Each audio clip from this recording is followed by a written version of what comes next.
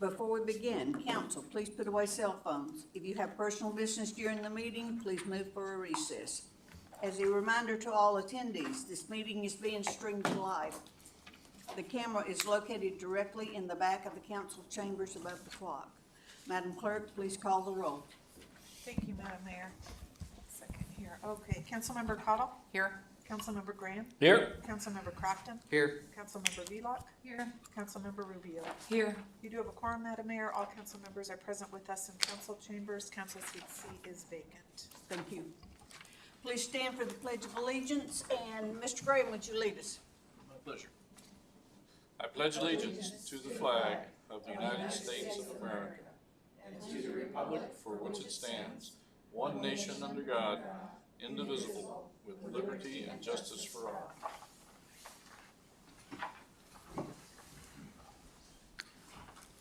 Thank you.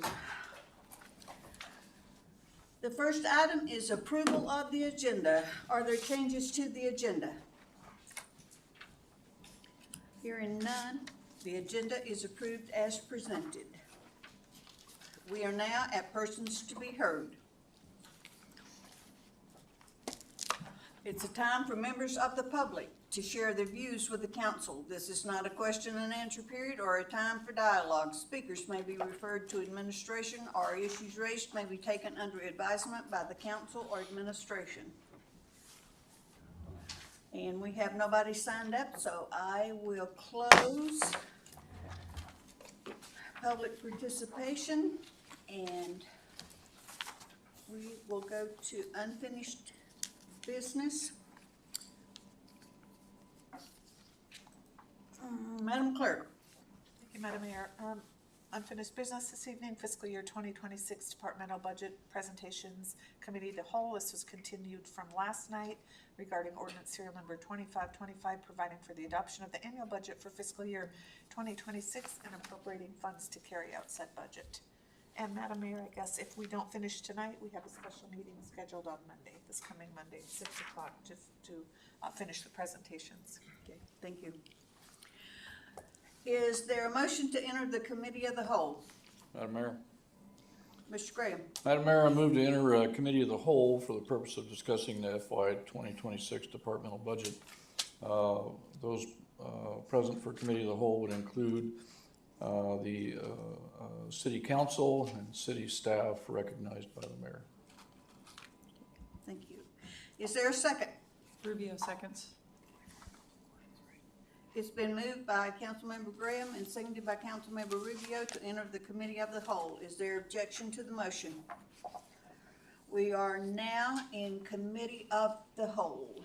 If you'll turn to page 150, we are going to do the library.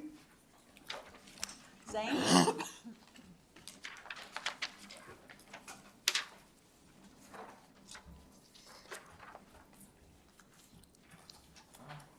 My name is Zane Treesh. I'm the director of the Westfield Public Library. Is there questions? Madam Mayor. Mr. Graham? So, first thing, I'm looking at the library budget summary on our page 123, was just graphs and things like that. You know, last year we added a library aide, and throughout this year you have stated that you still feel understaffed, but I don't see a request for more staffing. Could you talk about that a little bit? Sure, I'll be happy to. We are currently, what I like to do eventually, my ultimate goal is to add enough staff that we can be open more hours, especially on Monday when the public's requesting it, and later in the week, perhaps more consistent in the mornings and then on Saturday. However, I'm running up against having stations for my staff to work at. We're doubling up our workstations now, and it's also, that same area is also that we have staff, the workroom, we have a processing area. So we're crunching our staff space. And so the council approved for a study this year to look at expanding the building outward. And so we're looking for added staff space, processing space, and a redesigned book drop area. So we've met with the architects twice. The idea is to see what's feasible, if any, what's the best way to go about that, and to continue on, see what it cost is, and then go try to find the funds to do that. The reason why I'm not asking for staff at this time is also because we're looking at I was asking for additional funds that's in the budget under supplies and repair and maintenance, and that is we're converting to the I'm wanting to convert the library to RFID, which is a way of, instead of having the barcode, you have a radio tag that makes it more efficient checking things in, checking things out, doing inventory. It's a technology that's been around 20 years. Some of the other libraries in the state use it, and so I think it's worth going to now. So I thought, instead of asking for everything all at the same time, just try to get things lined up that way. Great, thank you. Is there further questions? Madam Mayor. Mr. Crafton? Thank you, Mayor. Thanks for being here, Zane. Cleaning services. More just a little bit of confusion here.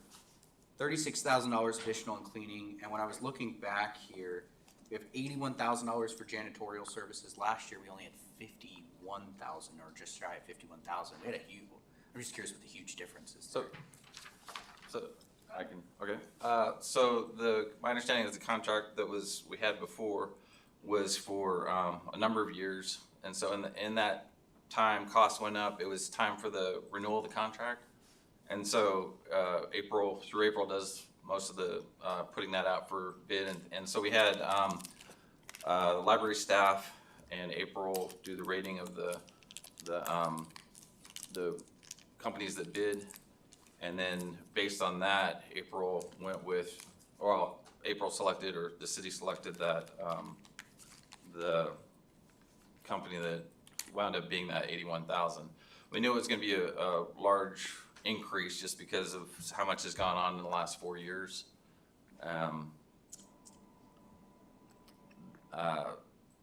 know I mean, that's what I can tell you. I mean, that's what I know.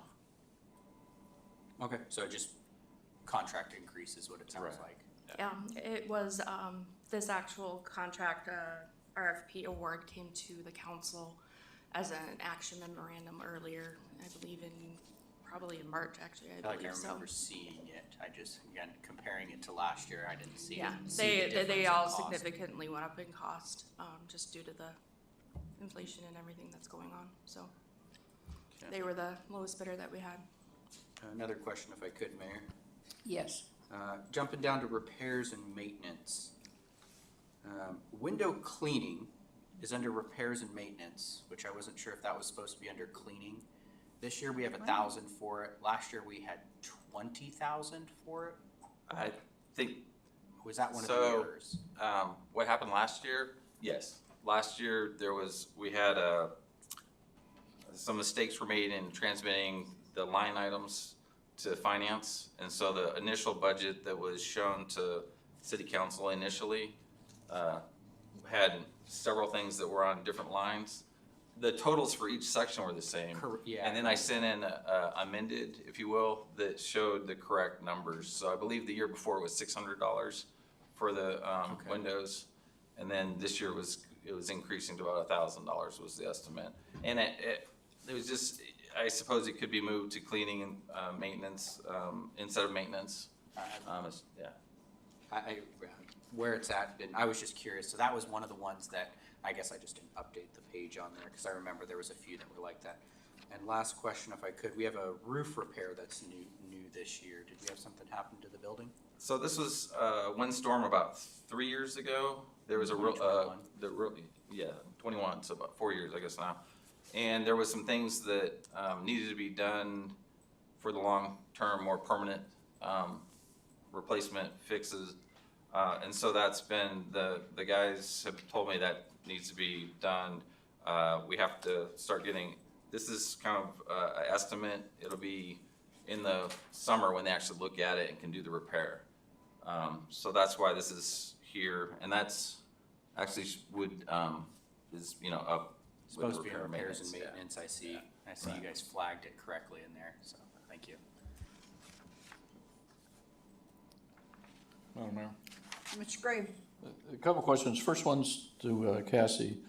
So yesterday, Cassie, I asked you if every employee were to get a one-step increase, which would be normal, and then the cost of living increase, roughly what would that percentage be? Because I see, when I look at regular wages here, I see every department is different, some of them 13%, some of them 3%. What, if you were to guess, and I realize this is a non-scientific guess, what would that average number be? Would it be 6% for the year? 8.46%. 8.46, okay, so thank you for that. And then, Zane, electronic materials, which is about 2/3 of the way down the page here.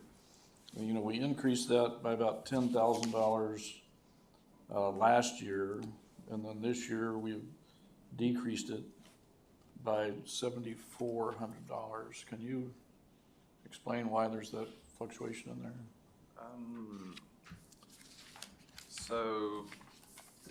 So currently we're looking at $15,000, I think, is what on that for electronic materials. Yes, that's what Okay. I was looking at for 2026, Right. but in 2025 2025 was, amended, it was almost, 22,500. 2,500.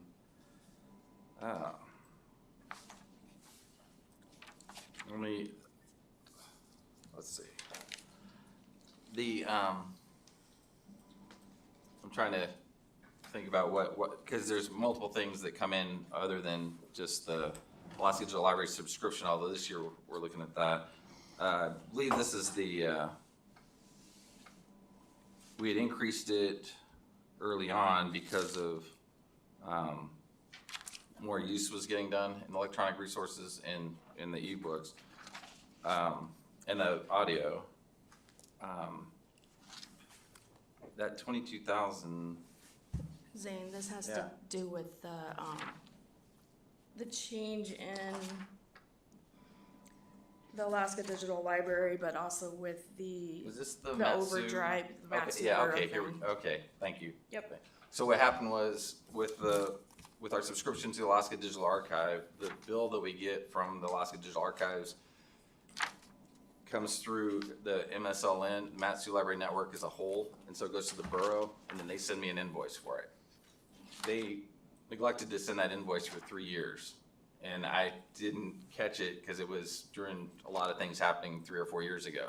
So they sent us a bill for $6,000 this year for the last 3 years, and so or for FY25, and so that bumped it up from that 17,000 or 16,000 up to that 22,000 that you see there of what was spent. And then, So the number we're seeing here is a sustainable number. yeah, the 15,000, yes, sir.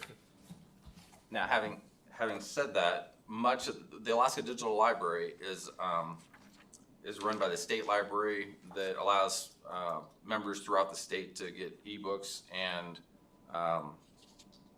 audiobooks, download them, check them out. The funding that was removed, that's possibly being removed from the IMLS, the Institute of Museums and Library Services, is reducing a lot of their grants. If that is taken away from the state library, they won't be able to purchase as many of these audio and ebooks that we supplement. So we supplement for our patrons, and they also have access to what the state buys. So if they don't get that money, if the state doesn't get the money from the federal library, our patrons won't have as many to choose from. We would still have this to purchase, but it's hard to say because they had 1 million searches statewide for that last year. I think this is sustainable. I think it does get used a lot. If the state library loses their funding this year and we have a comeback next year and say that our patrons could use some more materials, then I might come back for an increase in that line item next year. I guess is what all that's to say. Okay.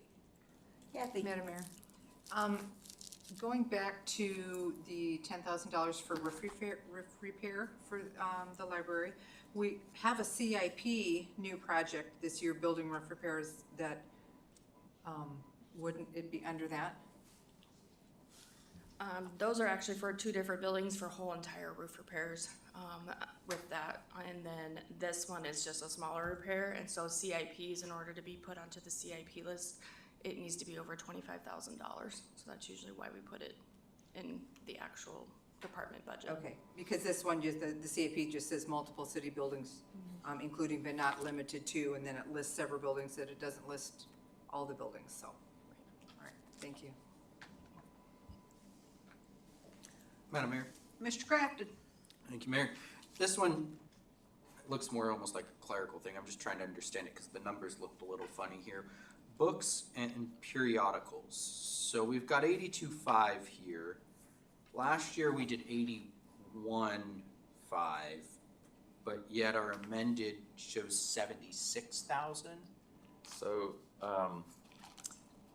last year we had, so we're looking at FY25 with the Yeah. 76,000.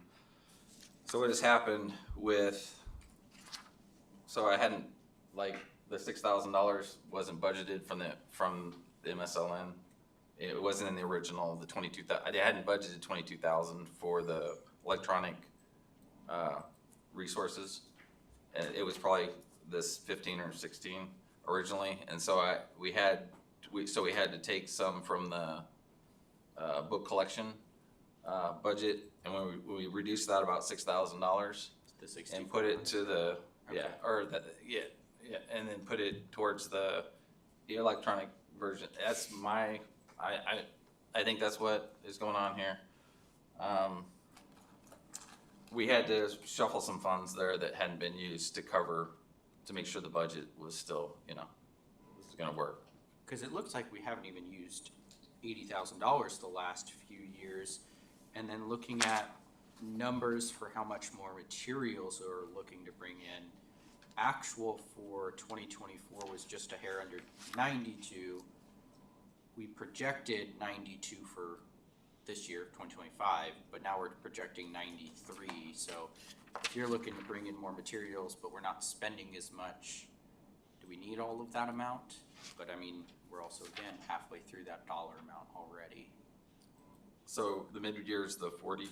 Yeah, 40, almost right. 41, 40. Right, so that comes out to about the 80. Yeah, it would be correct this year, Right, but technically we'd actually be under because you only have $76,000 left over now. You Right. pulled 6,500 out. right. So we're not spending as much on new materials this year because of some of the expenses that have come up. And so we're supplementing it with the donations and things like that. I think for the, for going forward, with that 82.5 is, even though it was less and materials are going up, we're using more from the donations coming in. We're having to be more diligent with what we order because the dollar doesn't stretch as far. So I suppose I could have asked for more, but I think between our donations and our just being a little more careful with what we're selecting and what's being used in the library, I think it seemed like 82.5 was a reasonable amount for that. Now, we had lower amounts before. If you're looking at like the 71,368 and 73,405 from 23 and 24, the budget when I first started 5 years ago had the 82,000, and so I kind of kept that amount, thinking that was about what we've been spending each year. As costs have risen, we're trying to adjust to keep that reasonable without asking for more. Does that kind of, I don't mean to be circular, but does that help answer that? Yeah. Or? So would it sound, because I happen to have last year's in front of Okay, us, sure. so that's why I'm partly comparing, because it does it. So in 2024, you asked for 82, 2025, you asked for 81.5. Now we're asking for 82.5 again, but we've amended down because you shifted some money towards a different line item. Right. And so what you're saying though is because you understand you've amended your budget down, you'll have as much to spend, you're just gonna stretch your dollar a little bit more, rely more on donations this year. Well, we made it this year where it looks like we're gonna make it this year with the 76. But the next year, I think we do need that additional 6.5 for next year because of inflationary to come up with even the same amount of materials. So, yeah, so basically it takes more money to get the same amount of materials Right. is what you're saying this time around. Okay, thank you. Any more questions? Mr. Graham? Thank you. So, a couple of questions here. Water and sewer has this troubling monstrous increase, you know, from 2,100 to 2,600 to 7,000, and now to 5,000. What's going on with water and sewer at the library? It's right under professional services, about a third of the way down the page. Right. So, okay. What's going on there is that, is looking at this when I first got here 5 years, this is another one of those kind of carryover things so when I first got here 5 years ago, they had, Troy told me I had two weeks to do the budget, and he put in the water and the sewer and the electricity and the utilities. He did that for a number of years, so I didn't come up with the budget amount for the one, and it does come out lower than what was budgeted for. And I think part of that was they were carrying it over from when when I came on, the building was 3 years old, and they were still trying to adjust for what the utilities were gonna be. And I think they kind of overshot the budget just to make sure it didn't go low. And then when I noticed that this year's one wasn't coming close to what we had been budgeting all this time as the line items, I dropped it down 2,000, not knowing how much it might increase, since everything seems to be increasing. Okay, thank you. And then one other question for you. Go up one line to, professional services, other. It's Okay. rough order of magnitude, $35,000. Is that related to transferring books to other libraries within the Matsu Borough Library System? I mean, how does that work? If Big Lake wants a book, and we have it, and they say, send us that book, who pays for taking a book out of our city library and transferring it into the borough-funded library system and then getting that book back to us when that loan is complete? Is that, number one, is that what this is? And number two, how does that work? Yeah, that's on the breakdown on the page 151. It has there's some other things in there that contributes to that total overall. But part of that, the big part of that's the 23,000 is the courier. So the courier is not just the courier. We share the cost to transfer materials within the Matsu Library network, but it also is the courier that goes between us, or the Matsu Library network, or our library, and South Central or Anchorage. So we have a lot of materials going back and forth between Anchorage, UAA, our network, and then we share the cost among all the libraries on the courier. And so that's where that expense is coming from. We're trying to lower that. The other part we also do is, since we're part of the Alaska Library Catalog, we mail things to, like Juneau, and they mail it back. We pay for it to send it to them if they ask for it, but they pay for it to mail it back, just as if they request something from us, vice versa. So it tends to average out.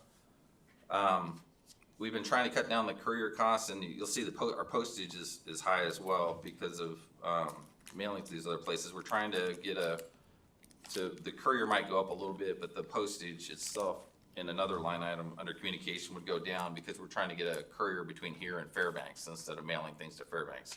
They're the second busiest library in the state. We borrow a lot from them, they borrow a lot from us, and it's almost unsustainable with the way postage is going up. Does that help, or? Yeah, it does help. I'm just curious as to how a borough-funded library is using city funds to acquire things from our collection. I know this isn't something that is gonna be fixed overnight, but I'm just thinking down the road, you know, I mean, we don't get anything from the borough as far as money to maintain our library. I mean, we're pretty much on our own, you know, 90-some odd percent, but So as part, the borough is also part of the MSLN, Matsu Library Network with the 5 borough libraries, Palmer and us, form the Matsu Library Network. But now we're also part of the Alaska Library Catalog, which allows us access to 2 million items in the catalog. So we don't have to carry more than, I mean, we have 70,000 items in our collection, but our patrons have access to 2 million items because of that. Part of the agreement with being in the Alaska Library Catalog, which they provide our software, the Cersei Dynex, which allows us to check out, to do holds, to build that program. They provide all the support, technical support for it, upgrade. But part of being in that network is that you're a lending library to those in the network. So even if we weren't lending to the borough libraries based on the MSLN per se, as part of the Alaska Library Network, and then being part of the Alaska Library Network, we'd be obligated to loan with them anyway, kind of. But I agree, we do a lot for the borough that, yeah. thank you. Any more questions? Thank you, Zane. Thank you. Okay, up next is Parks Maintenance.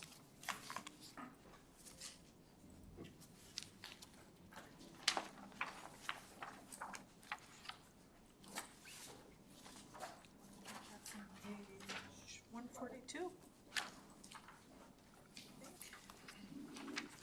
Yes. 142, 143.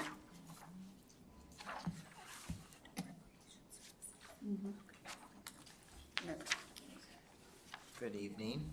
Can I ask a clarifying question, Mayor? Yeah, Do you want Scott to go before me? I then thought you'll- Scott was gonna you'll do Parks continue. Maintenance, so, 'Cause- Because then we just start at Okay. Public Works and work through if that's. Yes. Okay. go away. See you soon.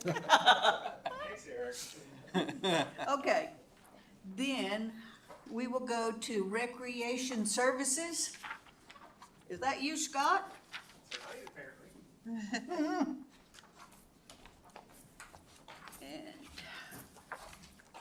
it is on page 157.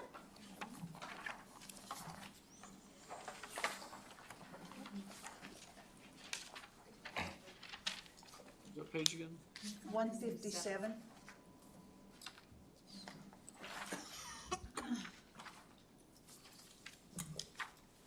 Scott Bell, Recreational Services Director.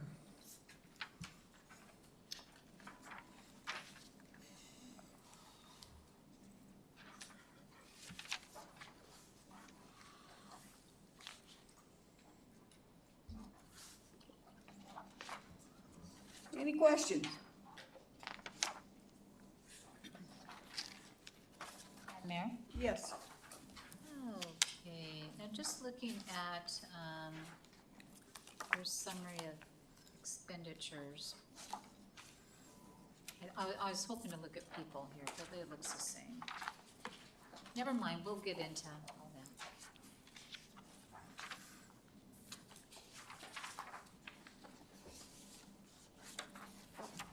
So this is like events, right? This is the event side of the park.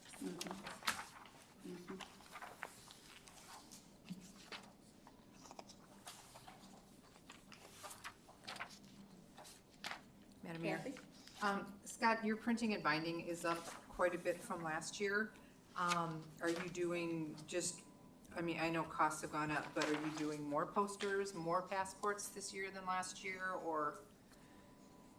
Yeah, so for that, we have a $1,800 increase to replace Cleanup Day and 4th of July banners, and $1,700 increase to expand the parks passport printing budget. Okay, are you gonna be printing do you foresee printing more passports this year than you did last year? Yes, last year we printed 500. We're looking to double that to 1,000 and be able to have a higher distribution and points of distribution. All right, thank you. Yes. Madam Mayor? Mr. Crafton? Thank you, Mayor. First question was the tree lighting. So last year, it looks like it was called Winterfest. You have $500 less this year. Last year you had 25, this year you're asking for 2. We were talking about it a few moments ago. Are you hoping to do more with the 2,000? Did it not cost as much as you thought to? So that 2,000 is gonna get us what we want, or what you're hoping for, I should say? Yeah, so it kind of had an evolution. So the Winterfest concept was a broader picture that we had about doing tree lighting, almost a mini parade within the park and a lot of things like that that never occurred. So last year was more of a simplified version of a tree lighting ceremony. This year, the anticipation is to expand it to include things like having a Santa Claus, Christmas carolers, food, and having a relationship with a radio vendor to, draw more attention and make it more of a public event. So that is the intention. But you're asking for less. Correct. We were trying to balance the other asks in music in the park and things like that. And so, Okay. it was a conservative approach to making it an event that we were trying to grow, to make it better, spending more money, but not going crazy. Right, I mean, it's still a new event fairly, you're not quite sure what from what I understand, the turnout was great. I loved the lighting of the park and everything last year. It was really good. Okay, just curious. And then this year as well, you've got a $3,000 increase to our fireworks show. Did we use all of the 25 last year? Is this a cost to just increase of services? What are we looking at? Yeah, Trying to get and out? we spent just about every bit of that, because it includes, so it's the pyrotechnic company, of which we went to a new company, a little more professional, better quality fireworks, things like that. With that, we added last year for the first time kind of what we would call a live broadcast. So with the radio station, the hour prior to the event, they were doing music and announcing come to the park. Then they did a countdown to trigger the fireworks. And then during the show, they kind of synchronized the songs to the fireworks. And that was kind of the first time we'd ever done that. And so the increase here is to kind of step that up, because, it was great. If anyone is out there, I think we had our best fireworks show ever. We probably had 600 to, 800 people in the park, literally in the park, where history is maybe 100 people out of their cars. And so it was a great event that way, but we're looking to kind of expand and create even slightly more of, also we're gonna look at adding a post event so that people can stay there, let the traffic subside a little bit, and they still are being entertained, and kind of a balance of everything. And again, if, part of that is to improve, or the goal is to kind of fine tune the show itself. And so part of that increase is, to have a little bit better of a finale, a little bit more of a statement piece, things like that. And think you'll be able to do that for $3,000 more? Or again, conservative? I went conservative. I felt, any increase to improve the event has kind of been, what can we do to make this thing better? And I'm not swinging for grand slams, home runs, but everything I'm trying to touch, how can I make it better than the year before? And so this makes it better than the year before. I still have grander visions, but this was my conservative Stepping approach. stones, right? Yeah. And if you don't mind me asking, did we broadcast the music show on a radio station too? The music in the park? No, the fireworks show. Yeah, during the fireworks show, What station was on? That's what I I was believe it was curious. 95.5, the Moose. And so they were broadcasting and making they were making announcements. It was all kind of packaged. They were making announcements the week prior or more to the show. Then the day of, they were making, Madam Mayor did some pre-recorded messages. Those were being played repetitively during the first hour prior. And then again, they synchronized with the pyrotechnic company and match the music to the fireworks. So it was a whole package. We had hot cocoa and some giveaways. I think the cocoa was gone in about 15 minutes because we didn't anticipate that many people. Again, it was 800 people. So we went from 100 something that were out there. We're like, okay, let's provide for maybe 200-300 people. Well, we fell short. So part of this increase again is how can we make that pre-event, get everyone outside, the kids playing. We're looking to expand kind of the light show that the DJ was doing and just kind of doing a few more fun activities with it. Okay, thank you. I can do more with more, but I can make this be wonderful. Scott, did you add in a tanker truck of hot chocolate? 'Cause that's what That it'd is take. kind of what it's gonna take. Yes, Madam Mayor. Yeah. Okay, is there any more questions? Madam Mayor. Kathy? Scott, for May Cleanup Days picnic, you've got $500, but I had told that there was not going to be a picnic this year.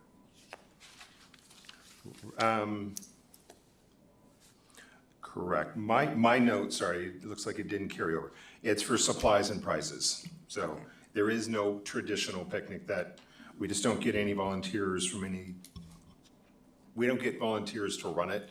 And so that one has kind of gone to the wayside. So it's for prizes and things like that. So for cleanup days, if people are out cleaning, they take pictures, they submit it via Facebook, then they get entered into drawings. So this is prizes for that. Additionally, we did just get 2, and they've been always very generous, 2 railroad tickets as prizes also. So that's always kind of a really big one. So, Nice. yeah. All right, thank So you. that word picnic should just be, yes. Okay, thank The you. dollar amount is the same though, correct? Okay, further questions? Mr. Graham? Thanks. Couple of questions, Scott. I'm glad you mentioned cleanup days. I thought that was honchoed by Public Works, but I see it's under cultural and recreation services. So the entire cost of cleanup days comes through your department, or Correct, just, okay, so the dumpster and all that? correct. The whole thing comes. The dumpster's actually donated through the borough. It's all part of a cleanup days Right, program. right, but I mean, you have kind of one point of contact, and that's somebody in your realm. You're looking so to at them, speak. yes. So, one of the things I would like to see us get back to, cleanup days, and this used to be kind of a borough thing, is people leaving those yellow or orange trash bags, whatever color it's gonna be this year, I haven't seen them yet, on the side of the road, and then, the borough would come by and pick them up. The borough ceased doing that, 4 years ago, 5 years ago, it's been a while. But I would like to see us be able to do that in the city limits of Wasilla. So, including the main drags, but I mean also including the residential streets and Right. things like that. I mean, we've increased, or you're looking for a budget increase of about $40,000 this year, which is almost 25%. And I'm not sure I see an extra 25% of value going in. I don't, when I say of value, I mean of value of what the citizens would see. But I think in terms of cleanup, I mean, if we had a contractor, be it Dipper or, Joe's Trucking Service, whoever, go around for 2 days, on, Saturday and Sunday and pick up those bags and Yeah. haul them off to the landfill, I would think that would be a great service and a value to the citizens. Right. Could you maybe look into that? I know we can't add it here, but, the budget's not going in for, Yeah. true discussion for a couple weeks, but I'd like to find out what a contractor would charge us to roam the city streets, Yeah. just like Denali Refuge does, but I mean, have them do it over a 2 or 3 day period, and instead of picking up, the red and green dumpsters or whatever, I mean, whatever bags are there, they get out and they throw them in the back of the truck and do it that way. I would like to see that number, because I think, we've had tremendous, success with doing away with those little flimsy, paper bags. But we also, see people stockpiling trash that they clean up and putting it in other people's dumpsters and things like that. And a lot of people just, you know, are not gonna drive to Iditarod Park, you know, to throw their bags in the dumpster, even though I think that's a great community event. Kids that want bikes and people that wanna eat a hot dog. I mean, that's a great thing, but That's easy if you enough. could maybe make a Yeah. couple of inquiries about that and find out, but, and Okay. then the bottom line, like I said, I mean, you're looking at an increase of almost 25%. Are we getting 25% more value to our taxpayers, or? So where, the quick math for you would be an additional $2,500 for the existing music in the park that we're doing, correct? And then 15,500 would be to add 3 more shows. So that would expand the music and park program, so there certainly is a significant there. So that's about $18,000. $3,000 increase for the parade for traffic control, bathrooms and things like that, and we're doing a few more things contracted that way, so that's 3.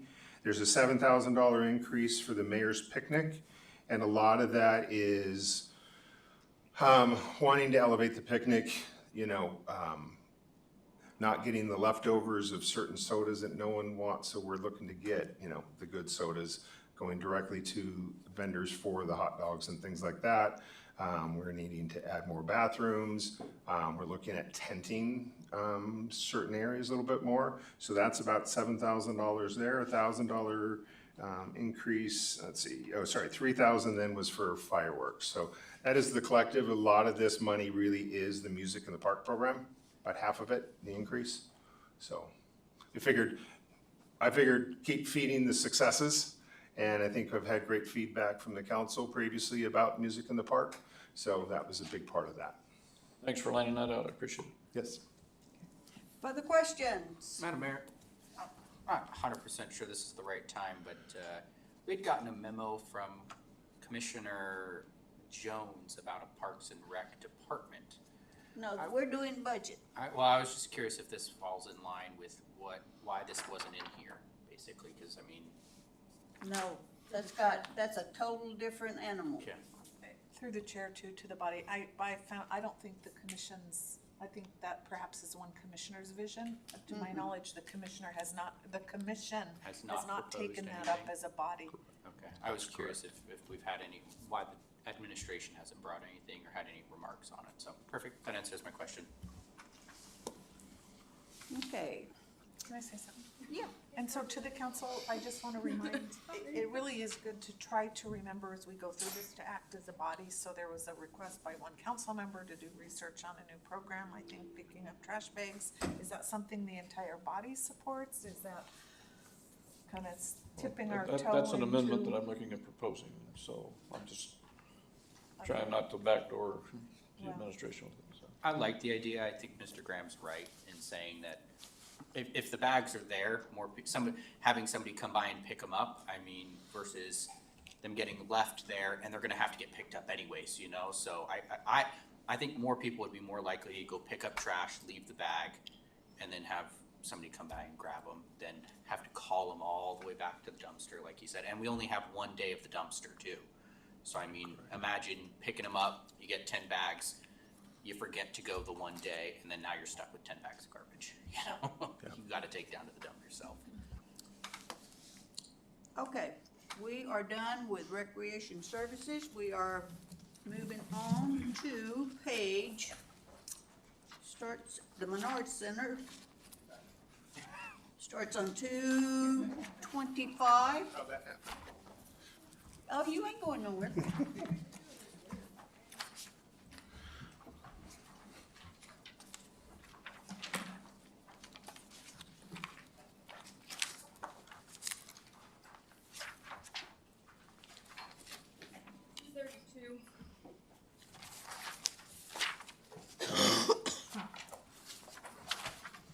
Okay.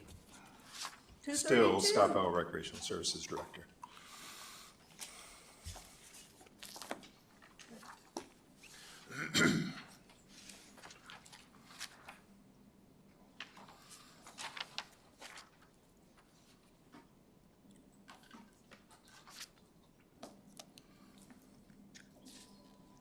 questions?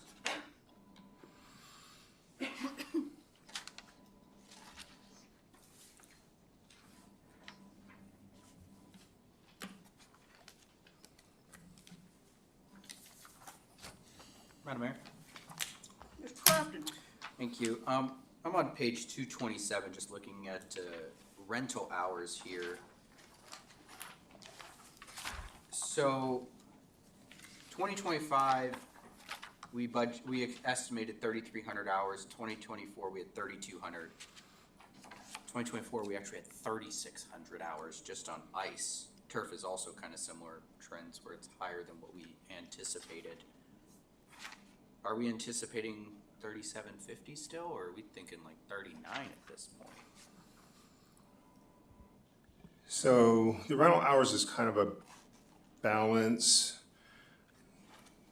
There's only so many hours in a year. So many that you hours can in, count, so many hours that the ice is in, so many Right. hours the rink is available.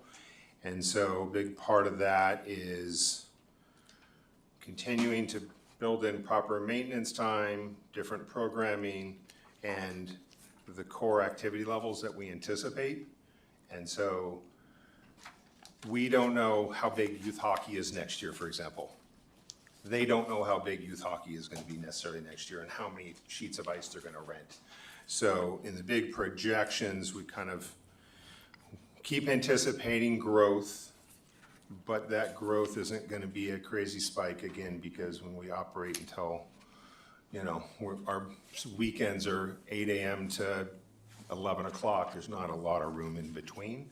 We have room sometimes in the weekdays and the weeknights, and so it's picking up the clients that are grabbing those ice times and such. Thank you. I do just want to give you some praise here if I could. I'm looking at last year's, you expected a $1.4 million deficit, and you guys only came in at 867, we'll call it 869,000. So I mean, obviously, we want to become positive here, but the fact that you, I guess, overestimated and you came in a little bit better, so that's at least good to hear, I will say. Yeah, and we've had a lot of success with our revenue. We kind of over the years have layered in, one, there was initial increase in costs in the big stuff, and then we worked our way through a lot of small things. And then we're just keep finding certain programs that are just, again, learn to skate. Just, before we'd average 100, 125 kids, we had 172. That program is about $50,000. So, and then public skate, we can have a Sunday public skate and it's $1,500 ice skate. So it's just been a lot of just, again, combination of picking up some more ice, events growing, getting bigger. We've eliminated, again, we've kind of cleaned up a lot of the contracts so people are truly paying what they should. We made it, one of the really good adjustments is what we did is there used to be discounts for nonprofits. And it was kind of across the board. What we did is we just gave them the discount on the event day instead of on their whole contract. And that generated a lot of revenue for us. So there's been a lot of just micro tuning what we've been doing, and it really, again, we hit $1 million+. I think prior to pre-COVID, our average revenue was about $722, and we're in the $1 million range now. So we're working real hard. So thank you, appreciate it. Madam Mayor. Kathy? Scott, I don't know if you can answer this or not, and if you can't, that's okay, maybe I can get some information later, but do you know off the top of your head a rough figure of what the revenue was for the last year for the meeting rooms? Meeting rooms, I do not have that revenue specifically. I didn't know if you would know that breakout or not, and I can ask about that at a later time. And Yeah, request happy to info. get that data. Yeah, Okay. piece of cake. Thank you. Mayor? Sticky. Now, it looks like that your small tools and equipment went up quite a bit, and it looks like it might be chairs and equipment or furniture. Is that for that little lobby that you're proposing? You said we've never had furniture in that little lobby there. Is that what that furniture's for? So let me get small tools. You said small tools and equipment, There's right? 15,000. Or was that the replacement of the tables you said? Yeah, which were- what is that Okay, for? Small tools and equipment. We had a $2,000 increase for racks, carts, and dollies, so storing tables, all the equipment. Everything used to be on pallets. A lot of things have Yes. not been on properly designed carts to move all this stuff. We increased $10,000 for tables, chairs, and furniture. So we had $5,000 previously, we went to 15,000, and that is to, we're finding ourselves short on 8-foot rectangular tables. We're finding the meeting room tables wear and tear, so we've been replacing those in small batches. And then furniture, we added furniture to the lobby. And that was a trial and error. So I'm like, let's just go buy some furniture off of Wayfair. It was amazing, they did deliver. And just see, are these items getting used and are they gonna put up with the wear and tear? And so it was kind of a, let's just see how much use. Okay, well, they love the furniture. They're in it all the time. We added some kind of cool, kind of like lifeguard chairs in the main rink. All that's been going good. So a big part of this is to kind of now fine tune the furniture, think about areas that don't. So for example, we're short a couple of benches up in the mezzanine. We're short one on the track. So there's little placements so that we're just now kind of looking at all those little details. And with that, we're at about a $10,000 increase to that specific line item. Thank you, that makes sense. You're welcome. Mr. Graham? Thank you, Madam Mayor. So, Scott, when I look at the, last year versus this year, I look at the, first thing right off the bat is salaries, essentially account 10. And we were up last year about 23%, but we added one FTE. Correct. So that kind of makes sense to me. We heard earlier from Director Olin that about 8.5% would be the normal escalator, for salaries. And this year you're up 16%. Correct. Without adding anybody. Can you talk about where those, are we bumping people into different classifications to get double what Director Olin said would be the normal? It's kind of a combo of the non-rep increases hit all our ice skating instructors. So we hit kind of, the full-time union are already kind of preset. So the 15 non-rep increase hit 2 management positions, our crew members, sports center helper, and ice skating instructors. So that percentage was a little bit more. Part of this is, and Cassie can kind of help just explain it a little bit. We have a crew member, which is kind of a base level. It's kind of been a non-regular part-time employee, that there was a union grievance that person should not have been working more than 6 months. And so part of that grievance is that person, because they worked 2 or 3 years under a model that was established in 2011, that position through the grievance process states that we need to create sort of a unionized position from the temp to the union. And so that had increase in cost to meet that obligation. Thank you. Yes. Any more questions? Madam Mayor, Mr. Crafton? looking at repairs and maintenance here, last year, the item I'm looking at here that looks like was there last year, not this year, is the rink glass benches pads. Correct.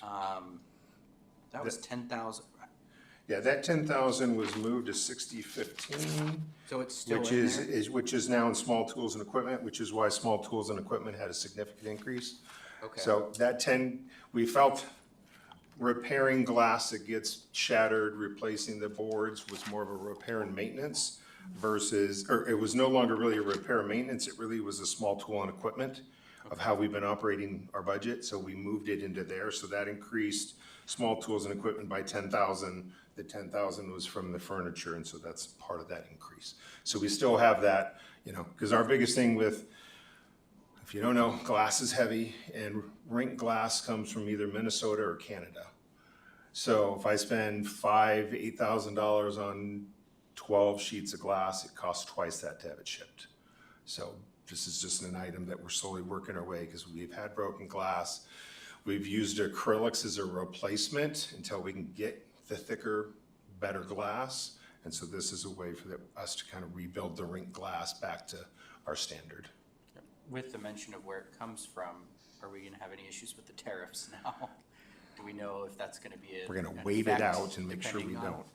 Anything's possible, and I would just make purchasing adjustments on the volume of what we get Right. to make sure we stay within budget. Okay, and then follow up to that one, or another question if I could, Mayor. Computer software maintenance, so in the past, it's been fairly low. Last year, we went up pretty high, it looked like there was some new things you were trying out. And then this year, we're up to 32.7, but, well, So in that section, so there's a $2,500 increase to my budget for my share of Naviline, which is software program out of finance. Then there was an $1,800 increase in my recreation scheduling software. And that was due to, we had initial 2-year discount. And now we're paying quote full price, so that increased that $1,800. We added $1,200, a new program, Sub-Zero Ice Maintenance, which is software that we use to measure, monitor, and track all of our ice maintenance. that was the one you showed us that one time when we were at the Menard Center. It showed you the crazy Yeah. 1 point, yes. So that was added. And then the recreation asset management software, that we're implementing this fiscal year, which will include setup, and then the amount here is then the regular annual amount. And that's full asset management, all our inspections and everything like that. Thank So, you. yes. Mr. Graham? Thank you. So Scott, the interior, you know, when people first come into the Menard Center, looks a lot better, both from both sides, you know, with the furniture there, and then on what I would consider the main entrance, you know, they're redesigning that area. It looks good, and now you've got two big screens there, I don't know, 60, 70-inch screens there, but they're pretty static. I mean, you know, what's coming up at the Menard, and you've got the same picture there all day, essentially, as you go on. So when we're talking about computer software and maintenance, are you looking into any sort of, you know, digital advertising, even one that's run by somebody else, to take advantage of that screen space there and to draw people's attention to that? You know what I mean? For 10 seconds, you've got what's coming up at the Menard, then you got 10 seconds of, you know, go, you know, shop at Cane's, you know, fried chicken or whatever it is. So the front display boards, again, kind of were an experiment of better communication because we didn't have anything. It's static in the sense that it's connected to our facility scheduling software. So the display will always say every sheet of ice, every turf usage during the day. And then I can design the template to have flyers.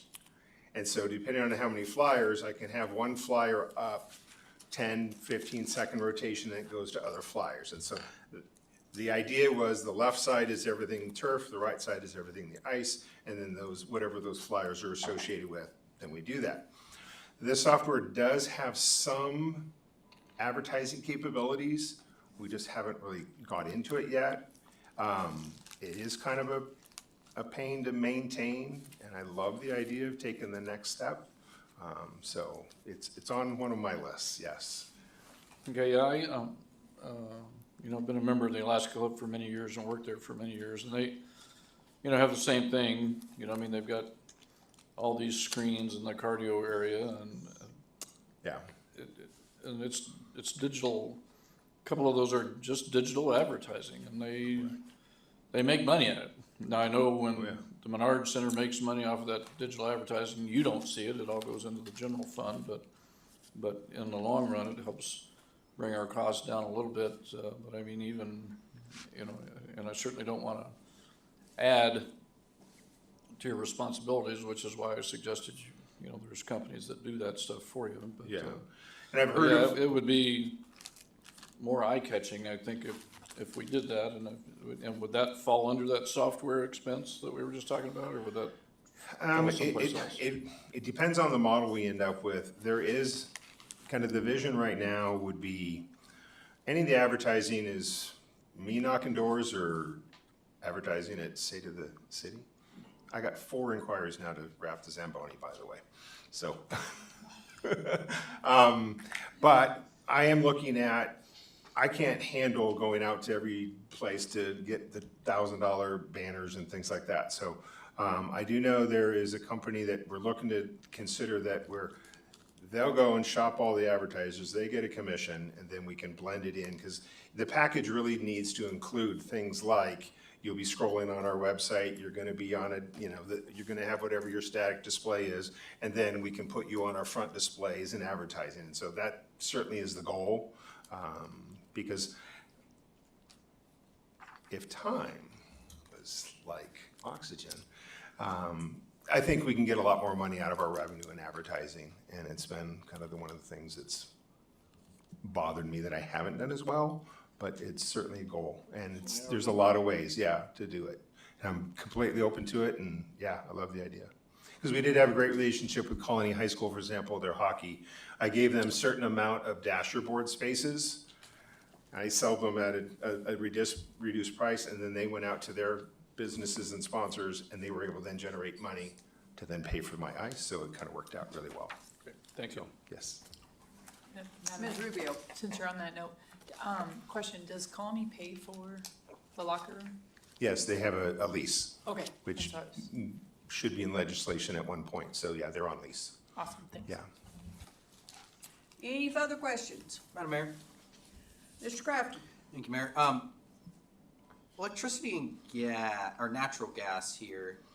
I know we had spoken about some major improvements of efficiency here. Granted, I mean, I know this is the type of thing that goes up here.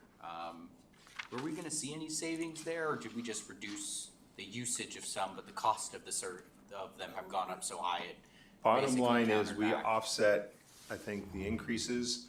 Our demand charges, are a good chunk of it. And so the things that we did, because we did find with a lot of the improvements to the compressor system and the new refrigerant, that our runtime was down.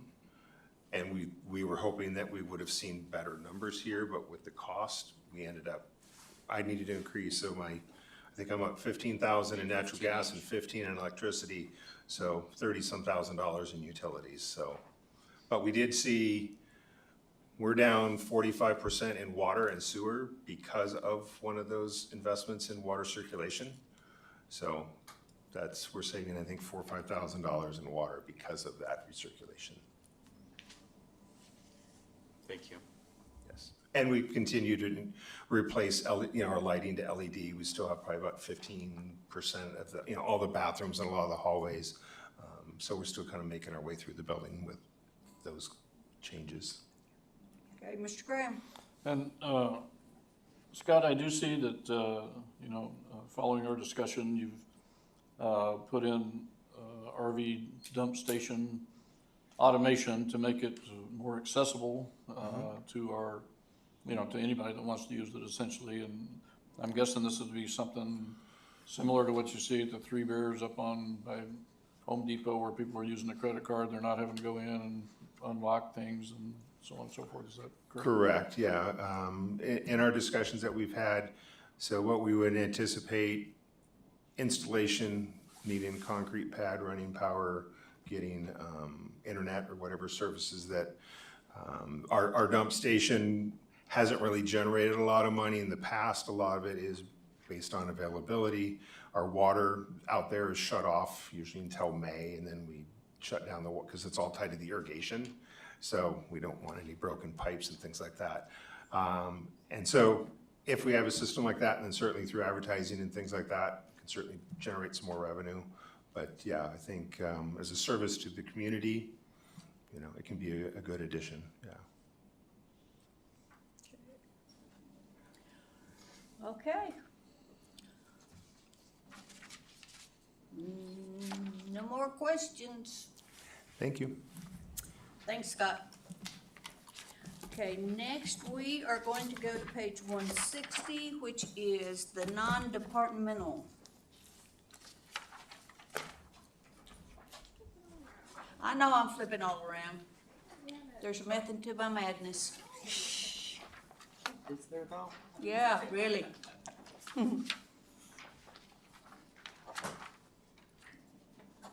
trying to get the little stuff out of the way, then we're gonna tackle the CIP. All at once. Yeah.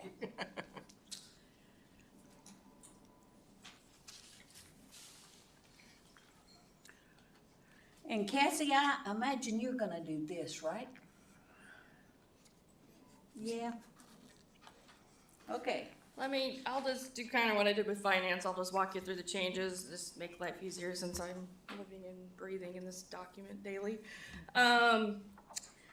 First line, you're gonna see, and it's out of order, unfortunately, I'm sorry. The insurance broker, that is our broker fees that we have. Currently, we have it a $20,000 broker fee. We went out to RFP and bid. That was a, council awarded a contract to our current, broker of Combs Insurance, and it obviously went up massively into the $55,000, so that's where that dollar amount comes from. I believe that was approved back in February or March of this year.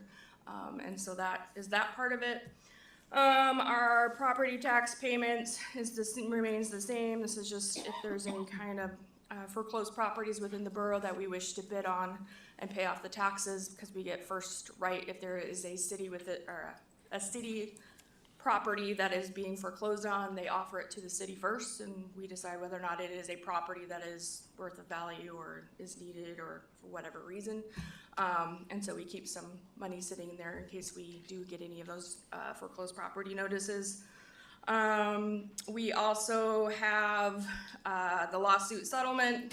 That's just our extra coverage that we have there in case there is any kind of settlements associated with union contracts, purchasing, disputes, or general legal cases. Just depends on what it is. A lot of times it's not used. It's just money that goes back into the general fund at the end of the year if it is not used. And then at the very end of that, we have fuel inventory for the PD and fuel inventory for the roads. Those are our two brand new tanks that we have, 1,000-gallon tanks at both of those. The road shop currently is the only one operating at the moment. And what happens is it about every 10 days, we take one of our vendors in town with the state contract, dumps about 3,000 gallons of fuel in, depending on the OPEB rate is it OPEB? Anyways, whatever rate that is, the oil tax rate at that time. And then we end up putting it into an inventory, and then at the end of the month, we have a system out there that tells us what driver, what department, how many gallons they use for the whole month, and then we journal entry that amount into the departments for fuel usage for that. The fuel inventory is something that will be put on into our fund balance. It is a capital, it's an inventory, it'll be a non-spendable. It's very similar to our water and sewer inventory where we keep our meters, our pumps, and those kinds of additional things, and that we bill out to customers when we do change outs. And so it's expensed as we purchase that in there. So it just depends on that part of it. Madam Mayor, sorry, before we move on, I just have some questions about it. How did we come up with the $100,000 each time? Is it calculated based on what we were already spending on fuel? And I mean, are we thinking this is gonna cover us for a year, or? Currently right now, for the current fuel tank over there, we're right around $100,000.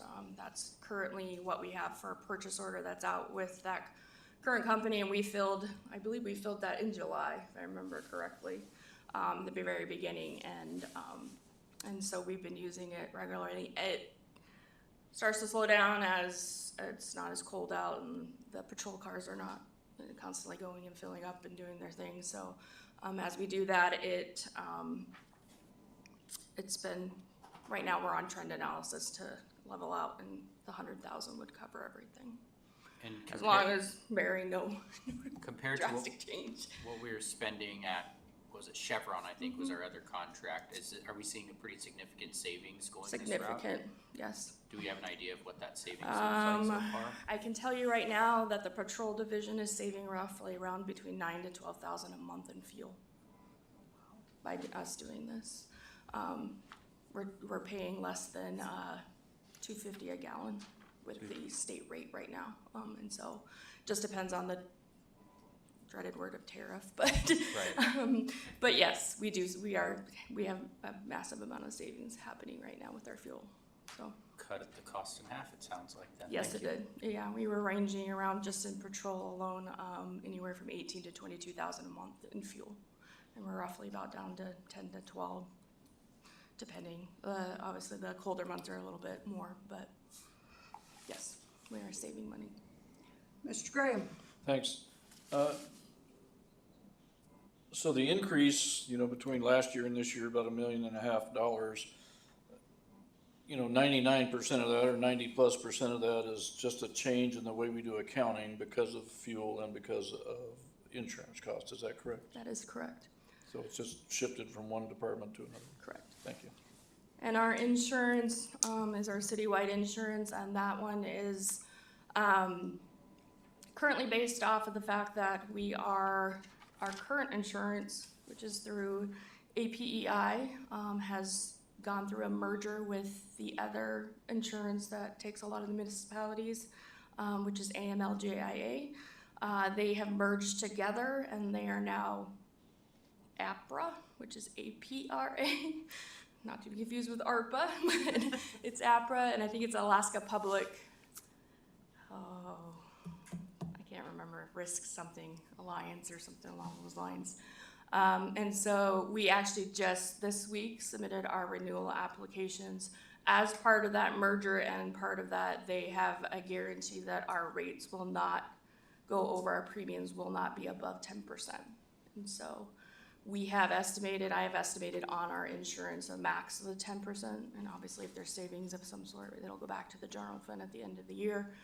That was just, we do have a commitment from them of that when the merger happened, so. And then I believe everything else, the only thing would be, which is the transfers, which we can talk about when we get to all the nitty gritty of the capitals and things of that nature. And then the only other remaining thing would be the youth court fund, which is, we received the planning grant money from the Mat-Su Borough. It's $100,000 normally a year. We have $25,000 that we have regularly transferred over to youth court for that. And then we also have the $75,000 goes into the general fund, and it offsets the planning expenses for the planning department as we have taken over the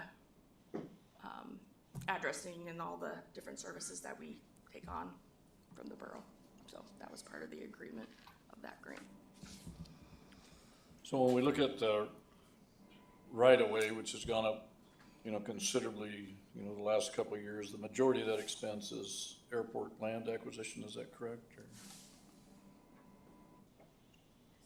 The right-of-way? The right-of-way hasn't increased. Right-of-way fund or, The right-of-way has remained. Or I'm sorry, capital projects fund, the majority of that is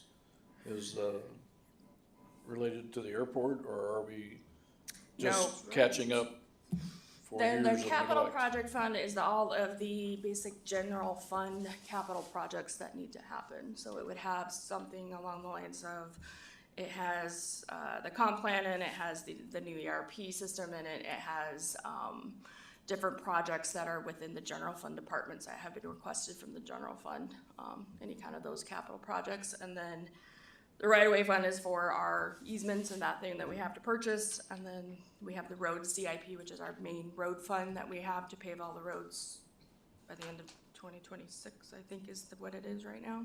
And then we have the youth court, and then we have the airport fund, which is where that main amount of money, where all those land acquisitions in the airport amount that is needed. And then the Menard Center that we have there, and currently right now, the Menard Center is on trend that it does not need a transfer for next year, as it has some fund balance it can use in order to offset its deficit. And I believe that's everything that has kind of changed within the non-departmental. Madam Mayor, Ms. Rubio. I don't know if that's a good question right now for it, but I figure we're on Cassie. In our old budgets, you know how we used to have the adopted budget between the, mid-year and then it went actual budget and then amended budget, like easier on the eye to look at that? Is there a reason we don't have that column in this year's?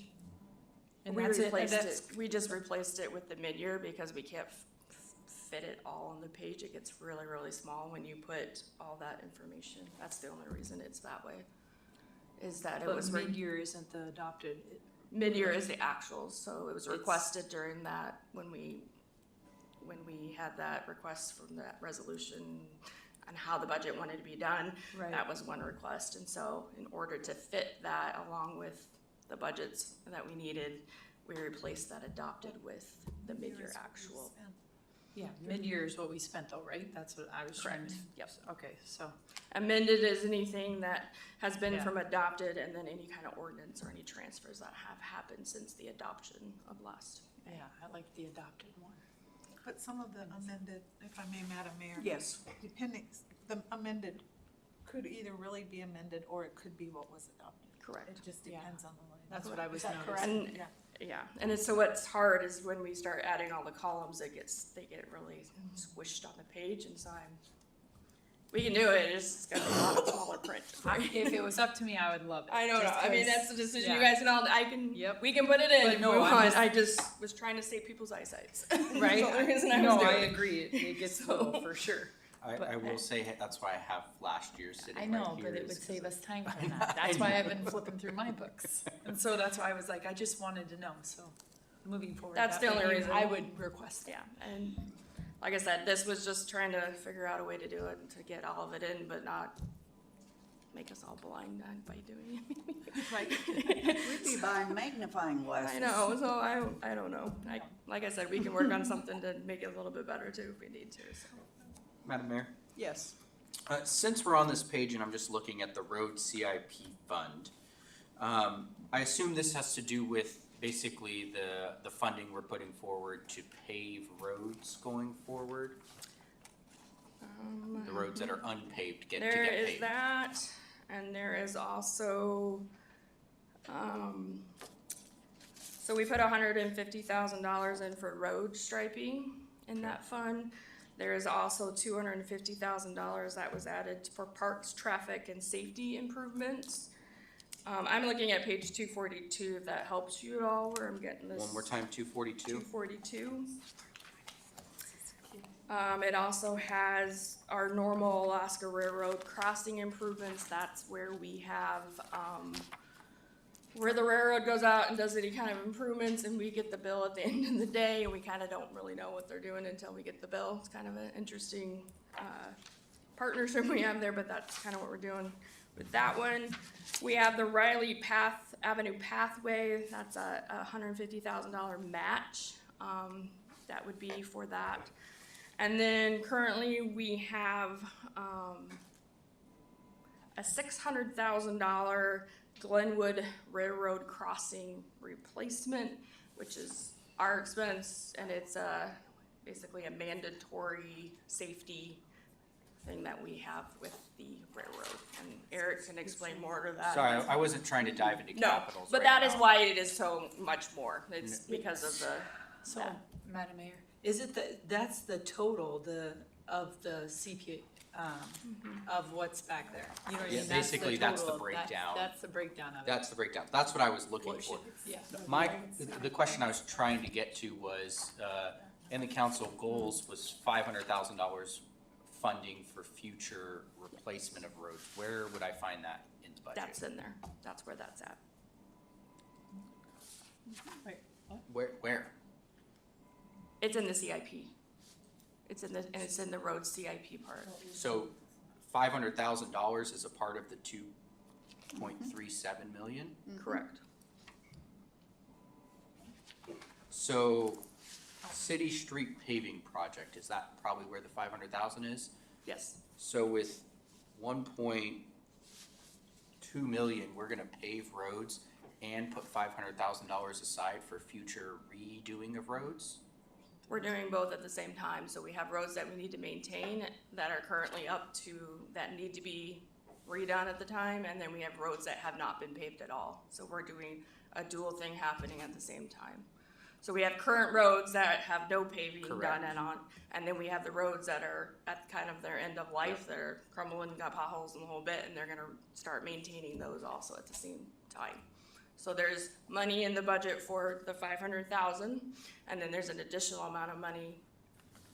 I think it's 750, but I'd have to go look at it real fast, but that is for all the roads that are still remaining to be paved by our FY20, at the end of 26, I believe is what we had on the books, but I may be, I'll have more questions when we get to CIP. yeah. Thank you.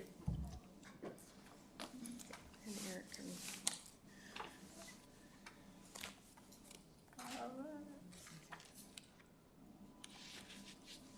Okay.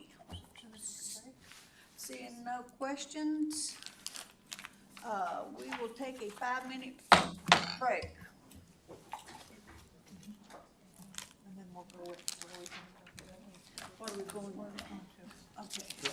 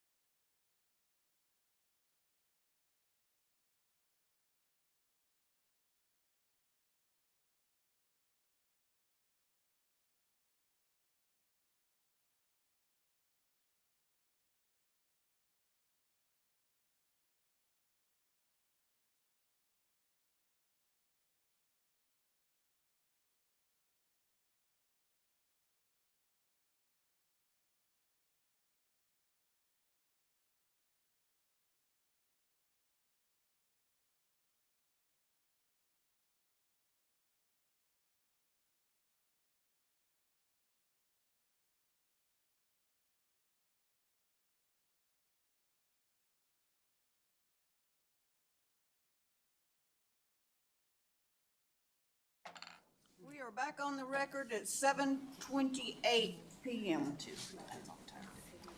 So we are going on to Public Works. And it is on page 114.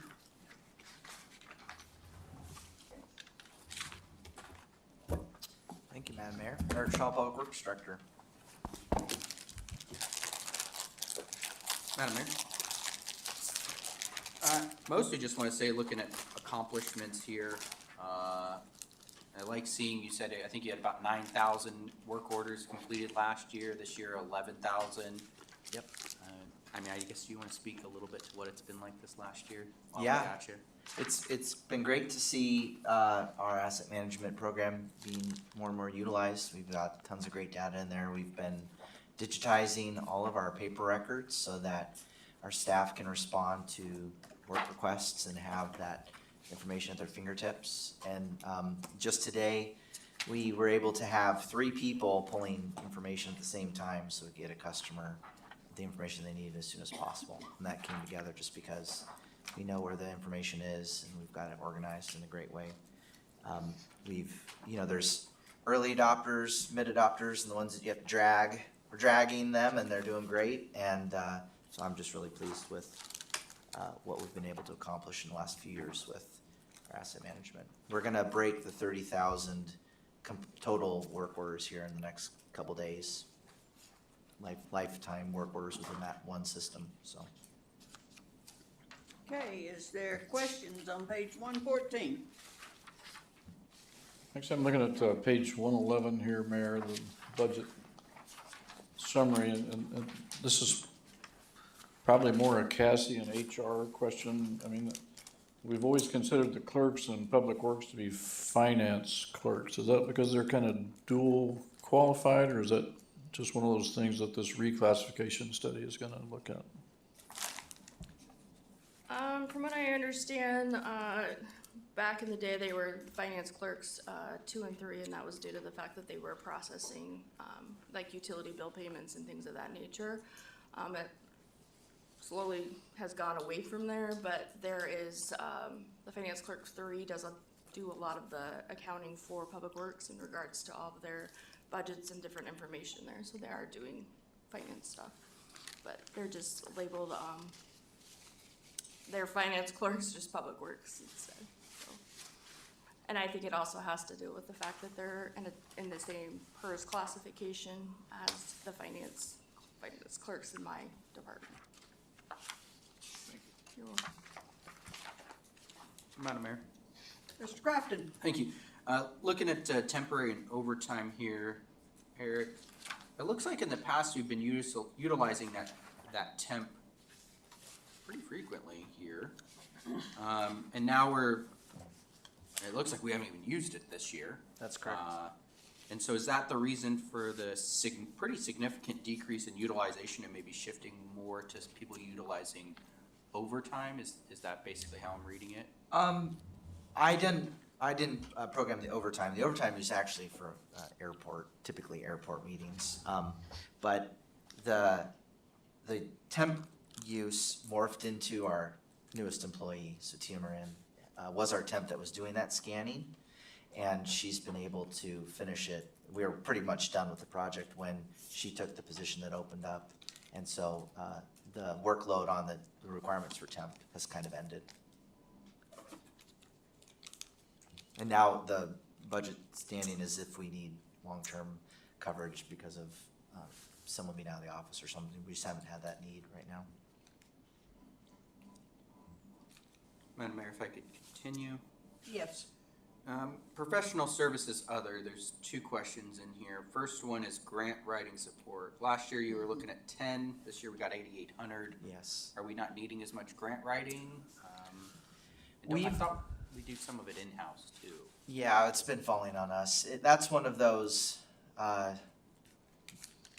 it's aspirational to find the support. A grant writer is very hard to find there. As we've heard from AML, they are struggling to find grant writers too.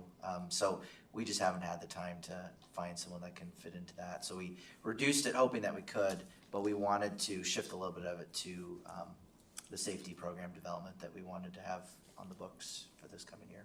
That was my next question, was the safety development. So the HR wanted to add somebody for safety. Is that what this is for? Is for that person to develop something? This Or is was it something for you or Public Works specifically? we were hedging our bets that we'd have to do it on our own. So this was funding so that we could get some very specific help on some of the safety stuff that we want to look at. So if a safety person is approved in this budget, I would use this to augment what they need to help us in our department. And I think I saw it a few different times. Yeah, you'll see it throughout the different sections within the divisions within Public Works. And to clarify, this is for expecting us not to add the person. Yes. But I will speak in favor of adding the person. Definitely, with 156 to 176 FTEs, it's high time.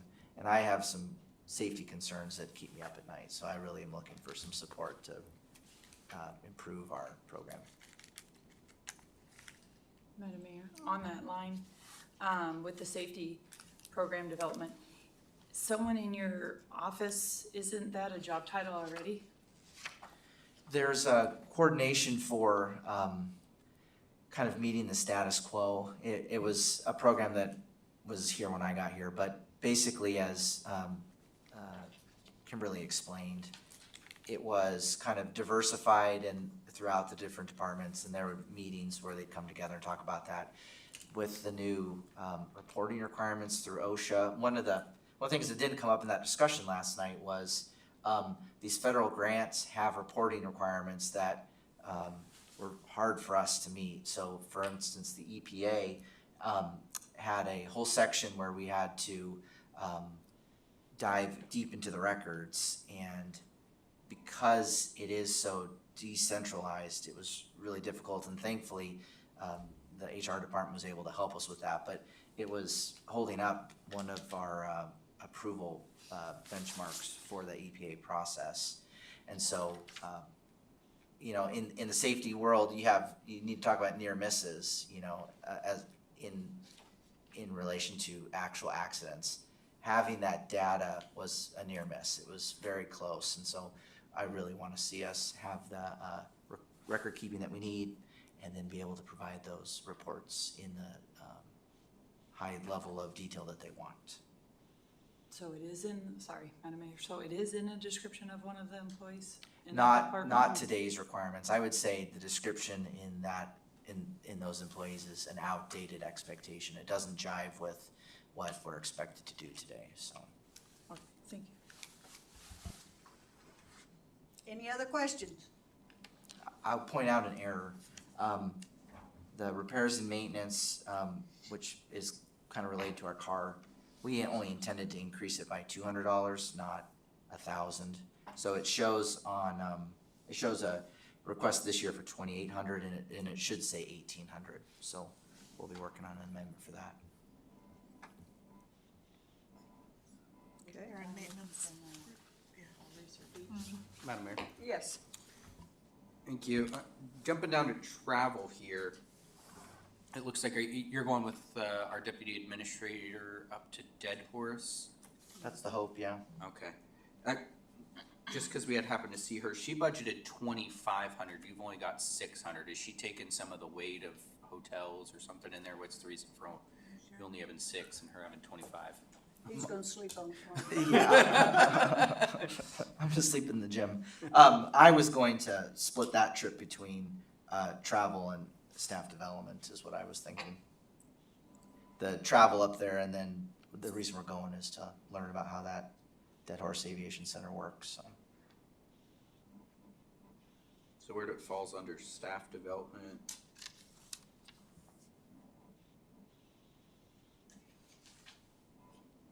Okay.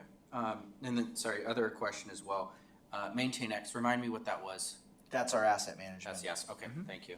And what you'll see throughout all the divisions Everybody's is we are making sure that each of the seats, we pay per seat. So it's per person in that division. You'll see it broken up within that. It had been funded through a CIP, and now that it's fully operational, it's just broken out as an operational cost within each division with the number of people using it.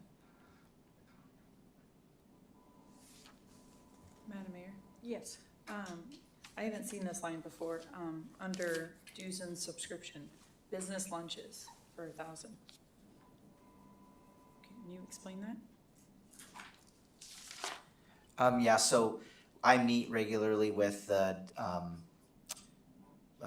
public works directors with the borough. So we have a business meeting quarterly right now. So that's reimbursement for those meetings. And then if we have projects that take us, meeting with clients or customers. So it's just showing the accounting for business-related lunches. Madam Mayor, question on that follow-up. So quarterly, that's 4 times, I'm assuming, and then the few other odd ones. You don't pay for all of them, you just pay for yourself? Correct. Or we rotate if it's, if it's MSB's turn or Palmer's turn. Thank you.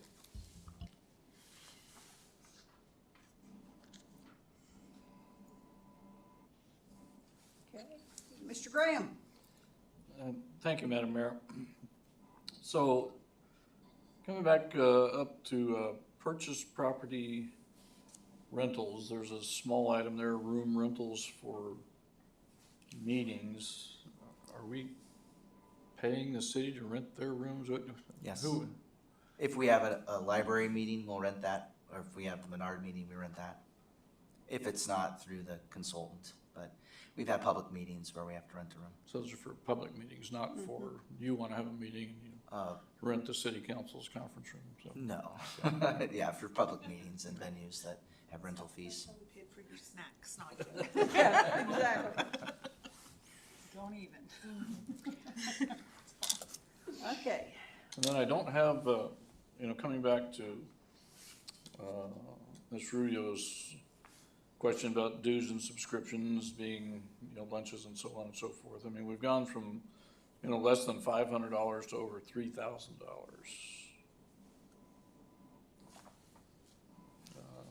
I'm looking at page 114, 2024 actual $428, mid-year 2025 $250 roughly proposed, and then the amended budget goes to $3170. Did something change in the way that we're accounting for things? I mean, that's a multi-100% increase. Well, the 3 line items were new last year. That's when the change took place.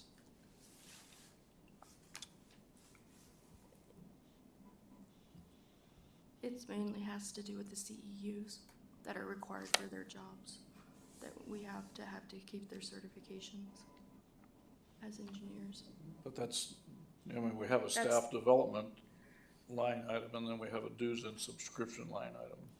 I Which is the understand the staff, the staff development, okay. but the dues and subscription is where I'm seeing the.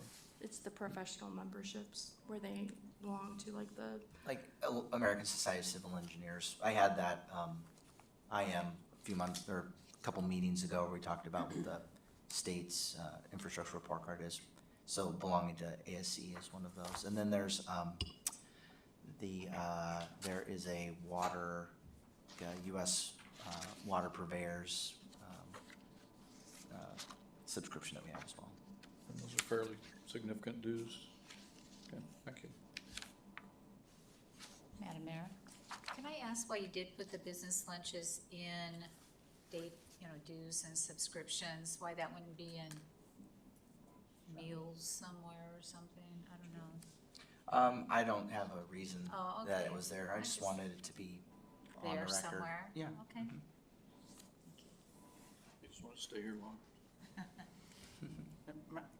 Just on that point, if I could, Madam Mayor here, I think the deputy administrator and our mayor put that type of thing under travel is where we've been seeing it.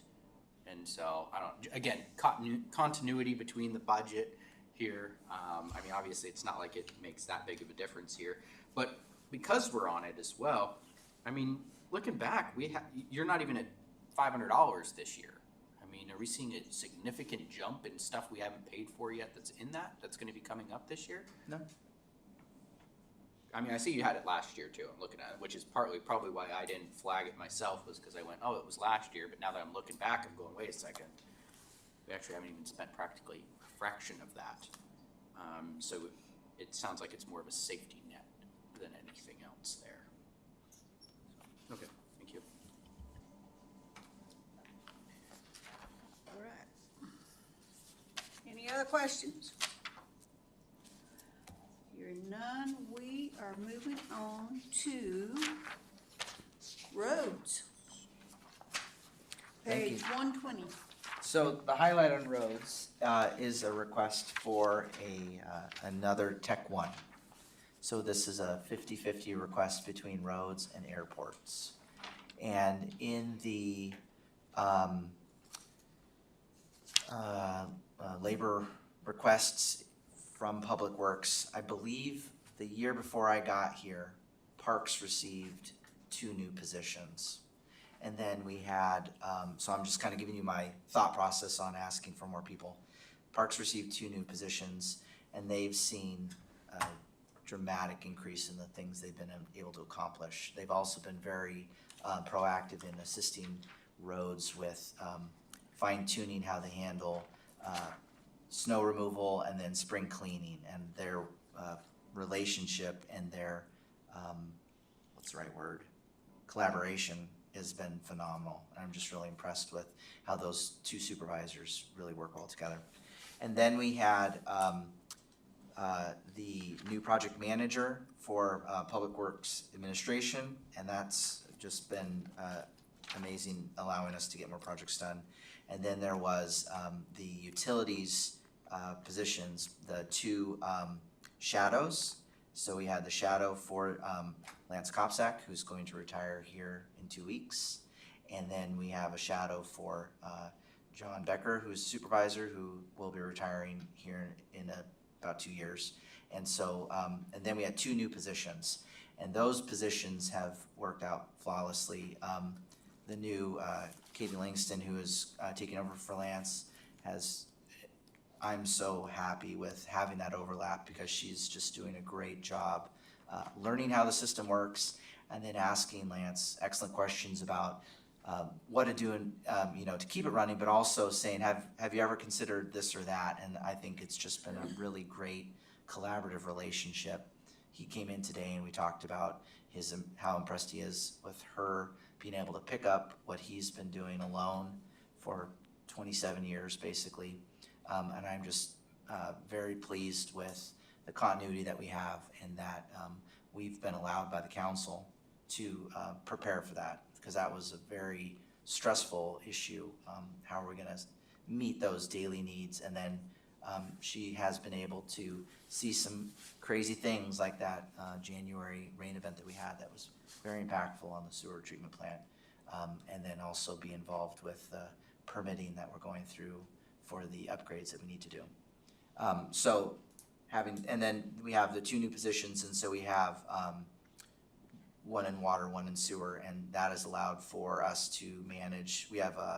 We're up significantly with sewer emergencies, and so that's given us the flexibility to address those more efficiently, and then also give our longtime employees some breaks, because they were on major overtime while we were short-staffed.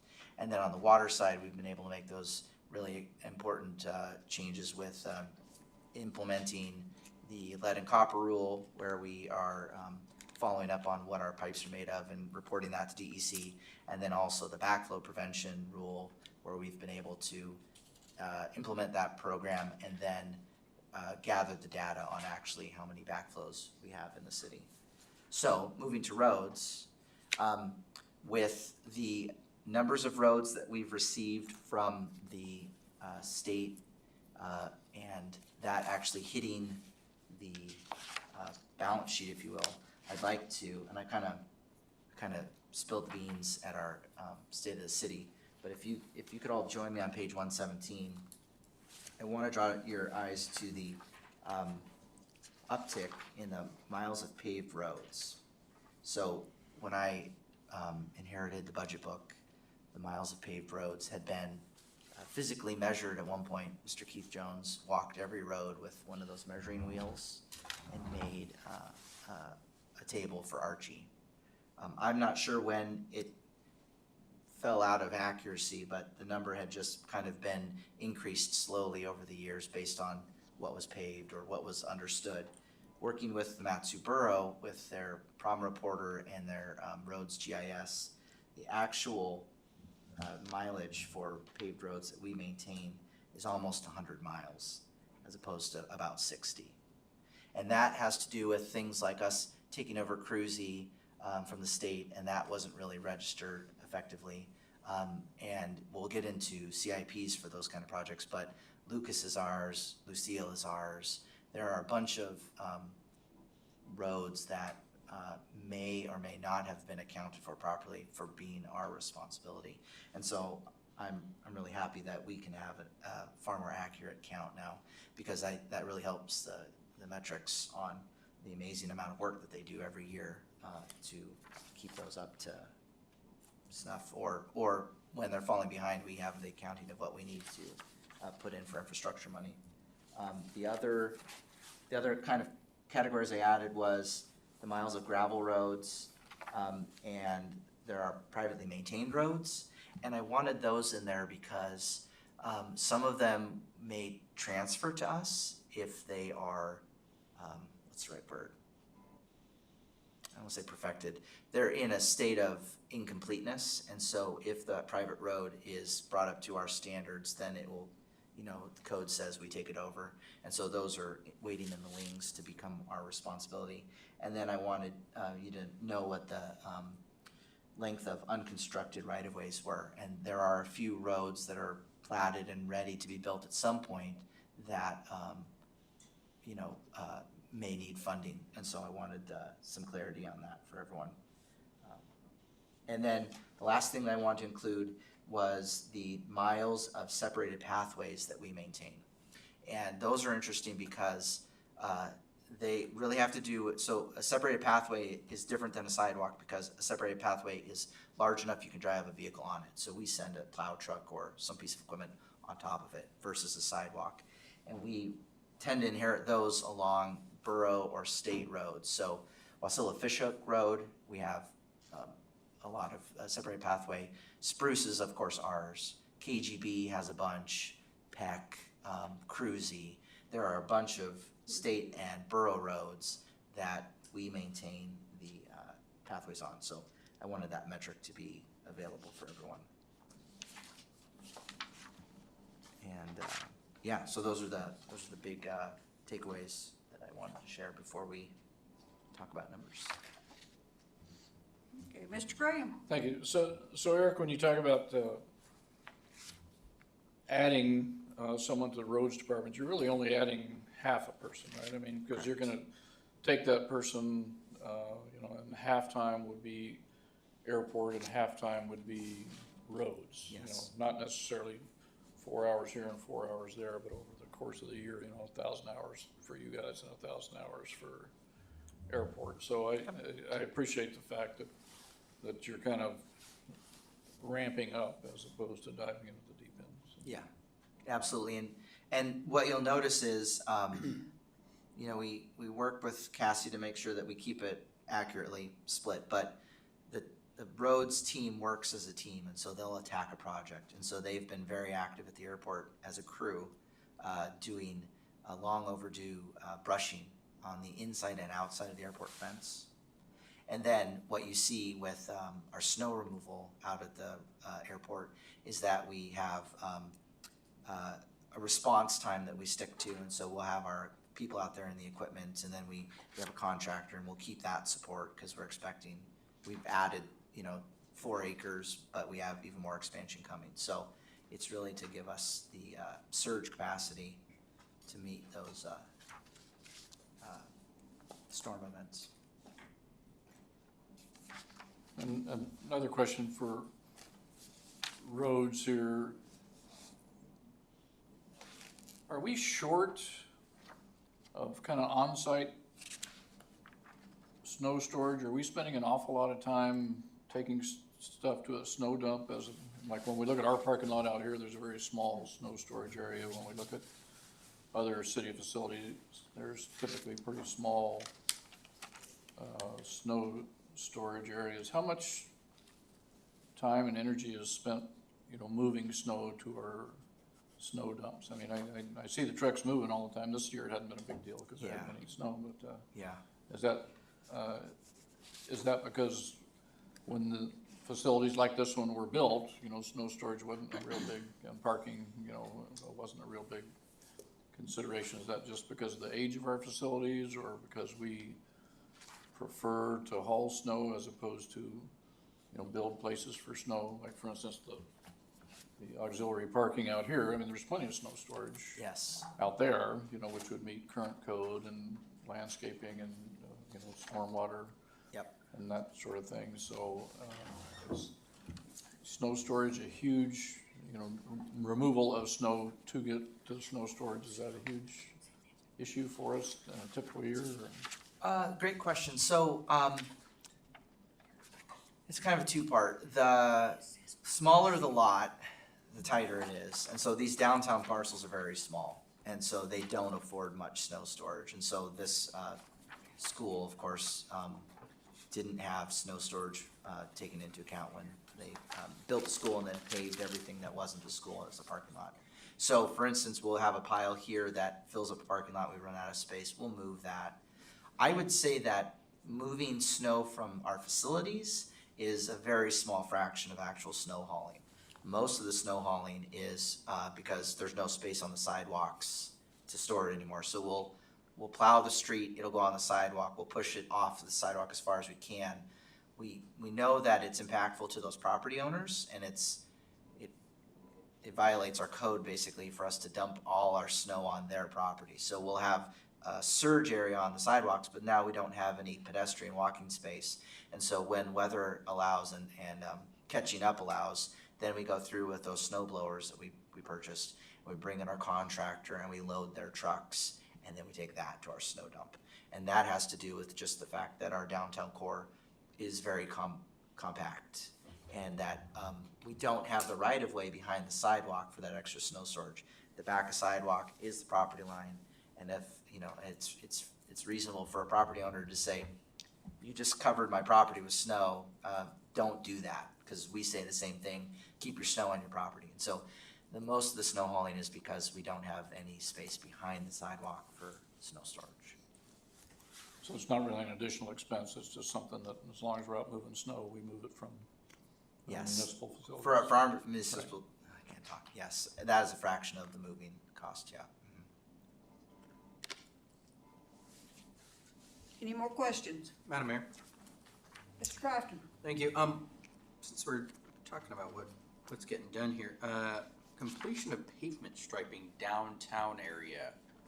I was down here recently and it looked like there was a lot of area, and I get it, some of it's state road, borough road, et cetera, that type of thing. Oh, I'm 118, by the way.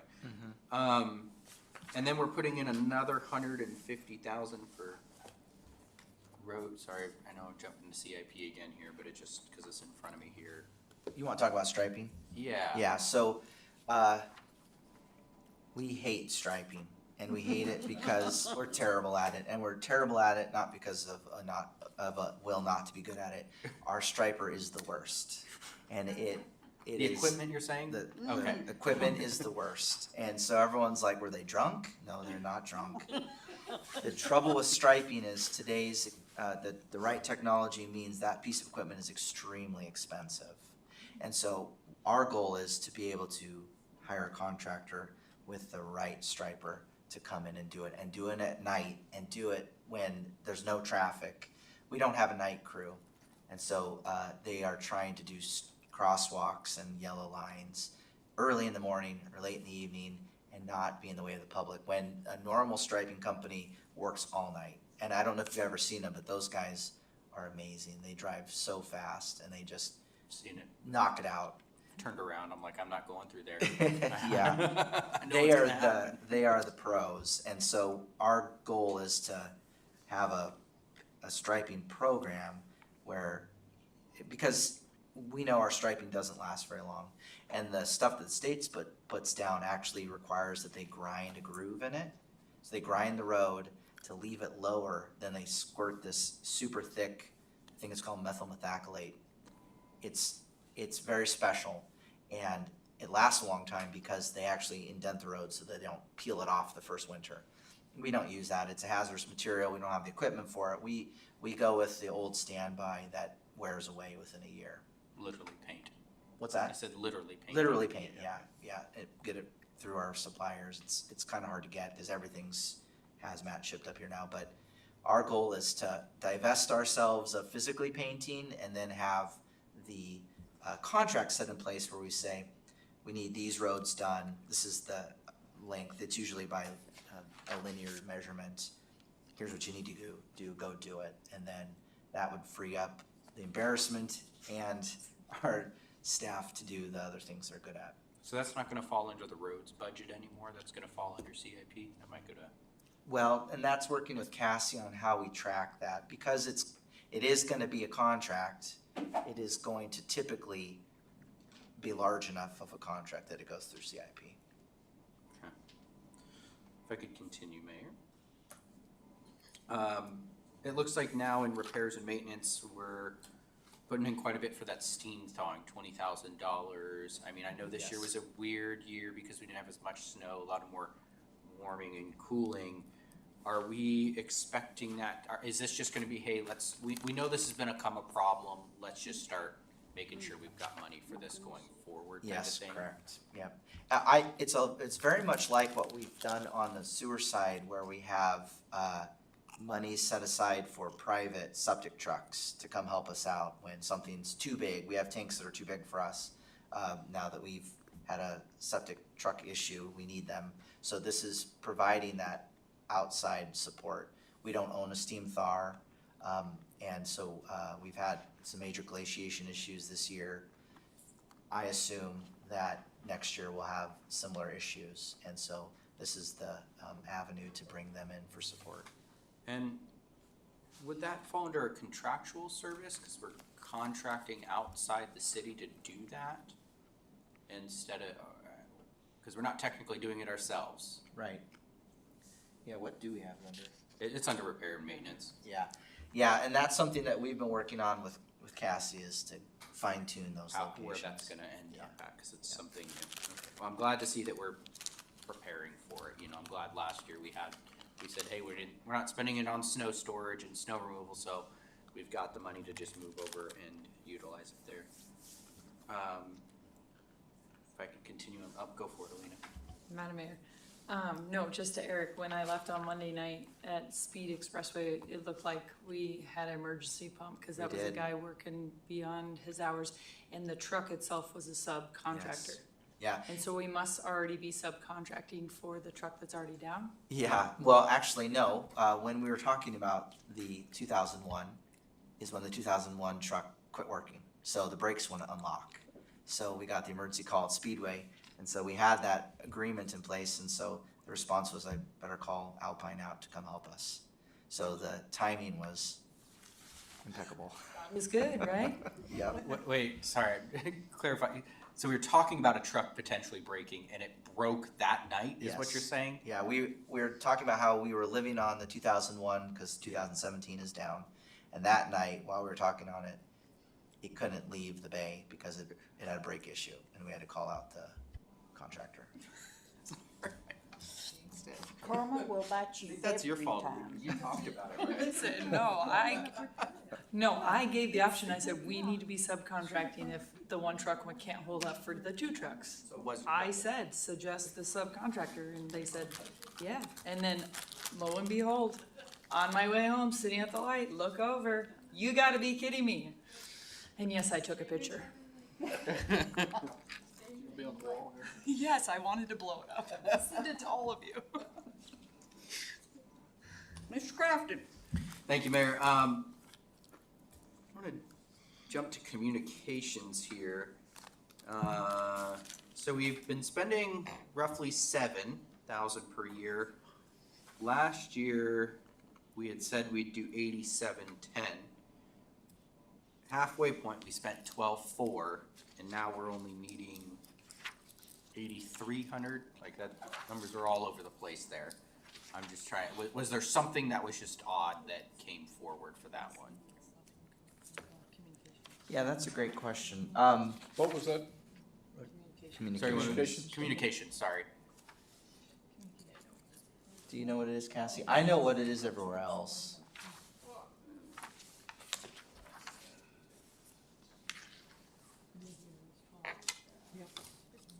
Is that because we bought some radios not too long ago? That's possible. I can't always remember all the things that we amend the budget I for. thought we We bought had that in radios. the agenda just a couple of weeks ago. What's that? The emergency radio thing. That's what it Yes. was? Okay. I don't know if that's what it is, but we had that a few, Yeah. like, Okay, that's what That, Like Stu a month just asked. ago. He's like, didn't we just spend it on that? So. like a Yeah, month there- ago. yeah, that's Perfect. exactly what it was. What you're gonna see in some, in the utility side is that our communications went down because we had, hard line phone lines to them, and we don't need them anymore. And so, either Steve took them out because he kind of manages all that, or we found that there were still some accounted for that we don't need. So we've gone away from needing hard lines at facilities, cause he's built a cellular network, so. Okay, thank you. And if I can continue, Mr. Graham's got his finger on the button, so I'll let you go. Okay. I was gonna jump down to small tools and equipment here. One year we had 56,000. 23, again, numbers just all over the place here. This year we're needing 23 and wanted some clarification around. Yeah, let me look at my notes real quick. Yeah, it's okay. Because this year, electric, pneumatic, hand tools and equipment, just kind of a general statement, and I wanna say that's what was there previously as well. Was same thing, but we had it for 26,000 last year. And it, I mean, at the halfway point, it looks like we're coming down on the budget, cause we're going, hey, we're not spending as much as we are anticipating here. Yeah, so, my notes, working with Keith were that he has, tools that kind of have a lifespan to them. And he said we could drop this request by 3,000, so that's why it went down, as he maintains his tool inventory, if you will. So, Good to see that they're looking at those and not just copying and pasting the numbers. We spent this much, yeah. or we asked for this much, so we're just gonna ask for this much again, so. No, we evaluated every line and talked Appreciate about that. needs. Thank you. Mhm. Mr. Graham, Thank you. So, crack sealing for roads. You know, I mean, I see crack seal material on here about $5,700 under supplies, general supplies. Obviously, we have a lot of roads that need crack sealing. I mean, we're to the point now where we're, you know, within the next year and a half, we're gonna have everything paved. Yep. Do we not have enough staff to step that program up? Do we need to wait? Because most of the paving is done by contractors. Yep. I mean, we do pothole fix, but I mean, we don't do, will this extra half a technician help us step up that crack sealing? Because I mean, that's where we're losing the edges of the pavement, is because we're not getting those cracks. Yeah, and the transverse ones that go across, yeah, so that's a whole procedure, cause we have flagging, Right. we have the cleaning, we have the crack sealer itself, we have the truck that pulls the crack sealer. Right. It looks like a circus train. Right, but it saves us a ton of money in the long Oh, run. it's very valuable, and that's one of the things Didn't we that, just do that at the airport? Didn't we just Yep. crack seal the whole thing? and what's been limiting us is keeping the crack sealer working. So that thing is really hard to keep working because it's very hot, you're pumping hot tar out of it, and so we've had to rebuild the pump, and that crack sealer, we're kind of in the sunk cost fallacy now because crack sealers are very expensive and not very many people work on them. And so the wand that came we ordered a new wand, it came defective, we had to go back and get it repaired, and they had to fiddle with sensors inside of it and stuff, so, we weren't able to crack seal as much as we wanted to last year because it broke down about more than 3/4 through the process. I'd say we got 7/8 of what we want to crack seal done last year because the wand failed on us. So we've got some catching up to do, and so we're looking forward to having a successful crack sealing summer. And so crack sealing then falls under this general operations, whereas if we have to dig up a 75-foot section of road and repave, is that CIP then, or does that fall under this as well? It would usually elevate to CIP. One of the things we're going to do this summer, and we had a successful trial last year, is handle some bigger patches ourselves. So we can handle cutting it out, managing the traffic control, and then getting a truck to deliver asphalt. If we get too big, then we get into specialized rollers, and then it's better to just go back to the paving company. But what happens is crack sealing has to be done in certain weather, and so they bounce back and forth between catch basin cleaning in rainy times and crack sealing during dry, sunny times. And so the weather is very, it dictates very much what they do from day to day.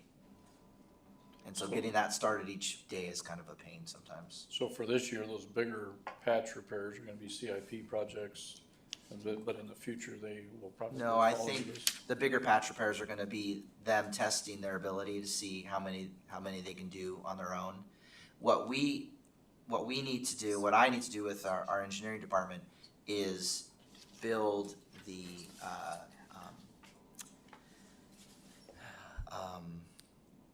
contractual language to identify those contractor patches that we need. So we have to go out and map out. Peck's a great example. Peck is in such bad shape.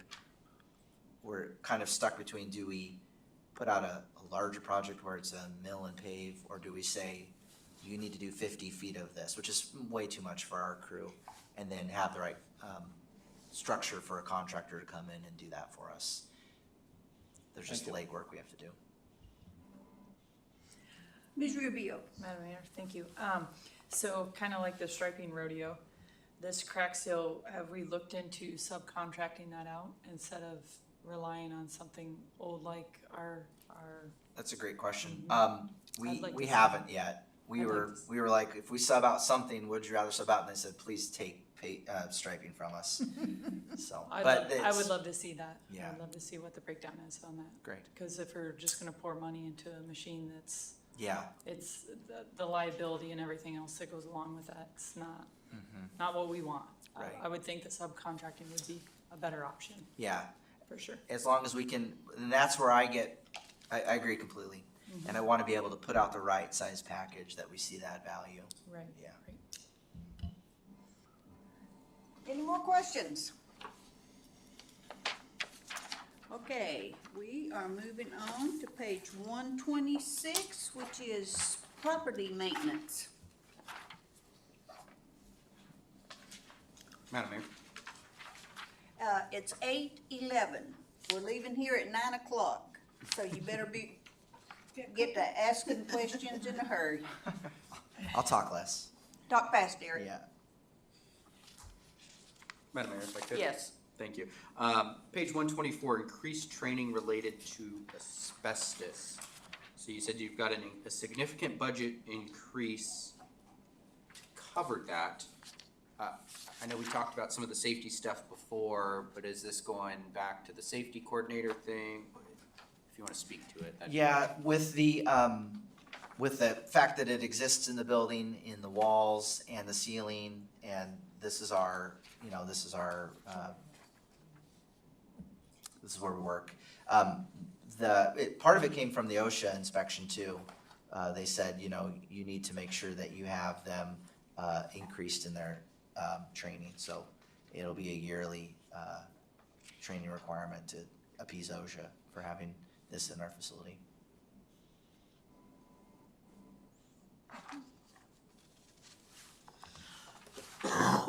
Madam Mayor? Mr. Crafton? Thank you. Looking at temporary here, looks like for the first time here, we're asking for 36.5 to cover a temp for property maintenance.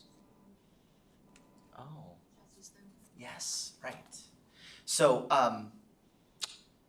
the order in which we open facilities to start the day during the winter means that because we only have 2 people in properties, we have, we've not been able to keep up with the safe opening of buildings. And so that has to do with plowing, before people get there, and I believe, I don't have the process memorized, but of course, they're at MACCOM and PD really early, and then they're here before 8 AM, and then they head to the library, and so we've asked for temporary monies to have a seasonal support person that fills in the gaps, because we're just not, we're not able to meet those needs and be at every place at once. So basically, we'd be hiring somebody on a seasonal basis just to do Yes, sidewalk plowing. yes, and support Tim and Al as they get through the things that they have to do for opening and responding to mostly winter stuff. I believe, correct me if I'm wrong, there's a parallel carryover to parks for additional help. Did that make it in this one? I'll look real quick. I think I'm gonna ask the question that Alina's gonna ask. Why haven't we contracted it's the this same. out or considered going that route? I'm waiting to ask. Sorry, I'm gonna. Yeah, you take it. Contract out, snow removal? Yeah, no, just specifically having somebody do that. I mean, putting that in the contract for, I know we do other snow removal, saying, hey, these are the places that, before these times, these places must be clear of snow. In our contract. I mean, before you do anything else, whatever the order is, you know. Would that be less expensive to go that route? That's a great question. Hadn't thought about augmenting them because of yeah. We could definitely look at that. All right, to have to put in a formal request, but could we get something about that? Thank you. And with this temporary person here, is this gonna affect benefits and PERS and that sort of thing, or is this purely much like a contract where we just pay them a certain amount, be it We an pay them a hourly? certain, we pay them their, $15 an hour, and it's, depending upon the number of hours, there's no PERS, there's only, SBS and their normal FICA, so it's the normal mandatory taxes that we have, so. This is also for the leased properties that we have to do snow removal also for. Yeah. The VPA, the Teeland. and there's one more, I can't think of it. Yeah, the depot. The depot. Doesn't yes. VPA do their own snow removal? No, they do not. That's funny, I've got a contract with a guy to keep that lot clear. Say that again? So I have a contract with a guy to keep that lot clear, and The been paying VPA? him for 12 years that I've been on the board, so. They, so, So there is a story behind why we Yeah. are now doing it, because, that contractor damaged The fence, the right? fence and somebody. we were there- told they couldn't find another contract. Yeah, that's what we were told, so. No comment. Huh. Come on, Stu. I don't know, we're just. You've been paying. We're gonna send VPA a bill for the last 12 years. Stop your payment on that check.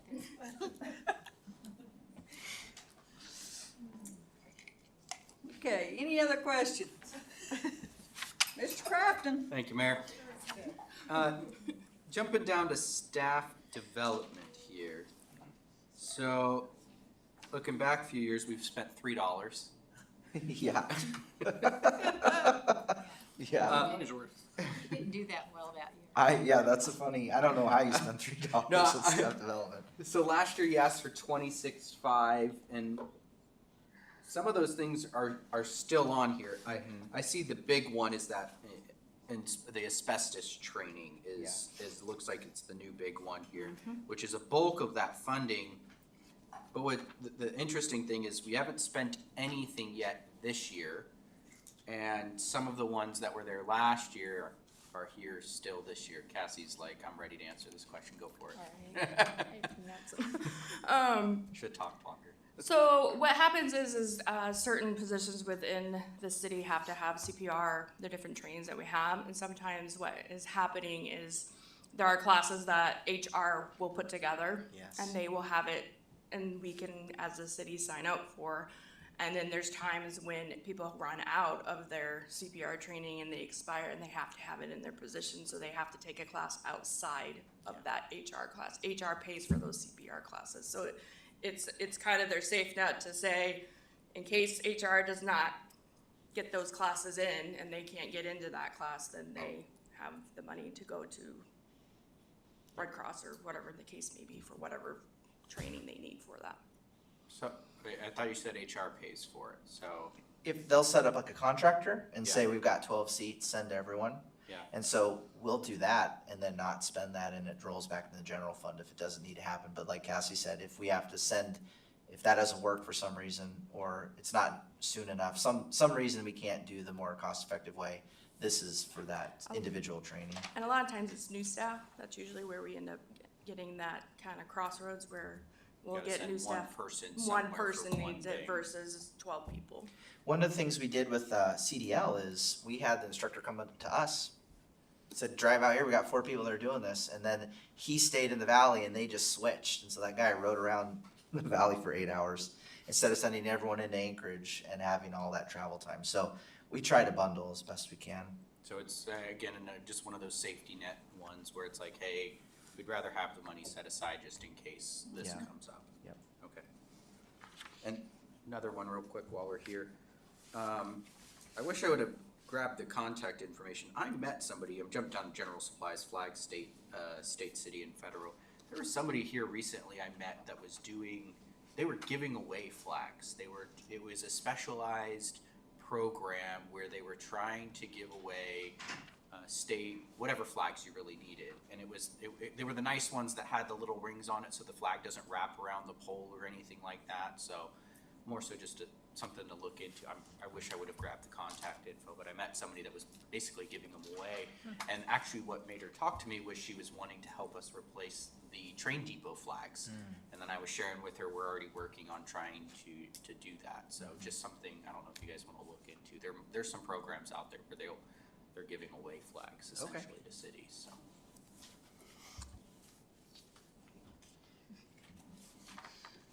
On the subject of flags, I'd say I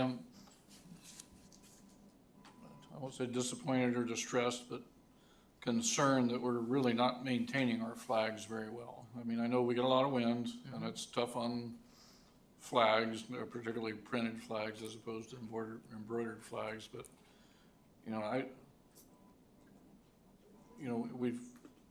we've got the park up there with the spaces for every flag, but we don't put them up in the wintertime, even though we've got the lights to keep them lit, because it's expensive to keep replacing the flags, and of course a state flag is more expensive than a US flag because they're just don't make nearly as many. But I'd like to see us increase the budget so that we always have flags flying. I mean, at one point, the VFW had to give flags to the police department, so they had a flag outside the police department. And that's fine, VFW is happy to do that, but I mean, it's, I've mentioned to some of your folks before, the flag out here that gets ripped, the flags over by, off of Railroad Avenue are often, tattered. And I don't know, it just makes us look less professional than I think we should. So I would like to see a significant increase when it comes to flags, and I don't know what those state flags cost. I have a pretty good idea what United States flags cost, but I mean, to be able to replace those state flags, 3 times a year, once every 4 months or something, I would like to see that built in. If you could figure out what that money is, then I can put in a we can do amendment that. for that. I think there'd been a concern that it wasn't supported, so we'd be happy to keep them top notch. Madam Mayor, if I can jump in on the flags too. I know we talked in the past with the train depot situation.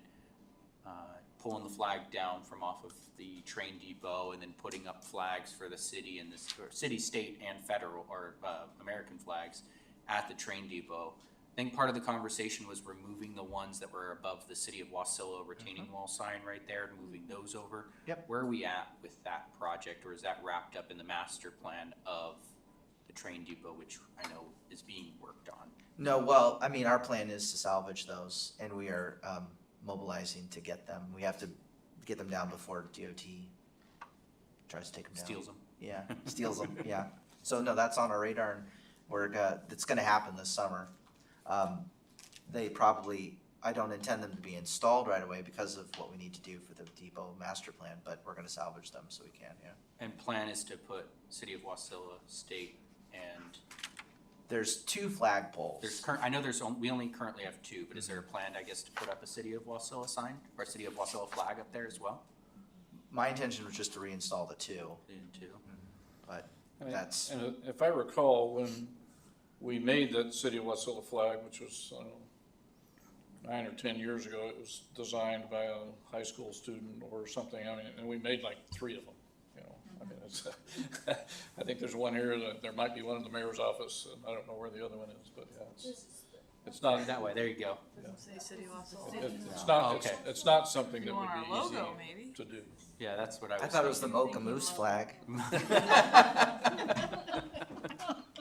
Maybe it is.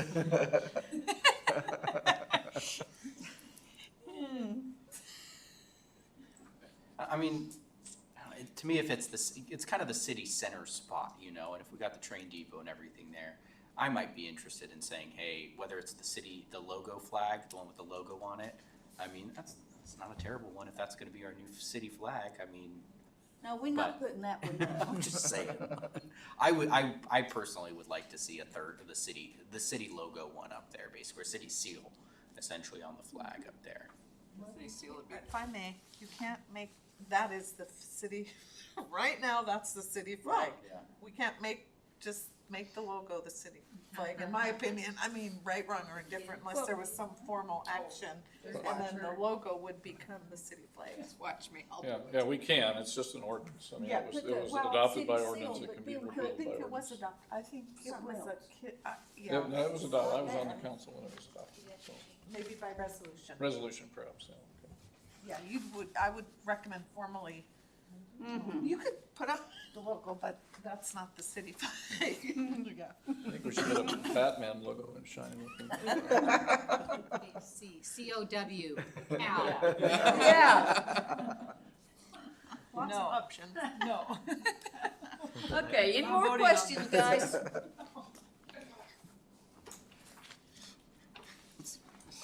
Hearing none. That's the museum. What's next? Parks. Looks like page 142? No, that's not it. Yeah, that is. 142. Maintenance, yeah. Park like cultural. maintenance. 142 and 143.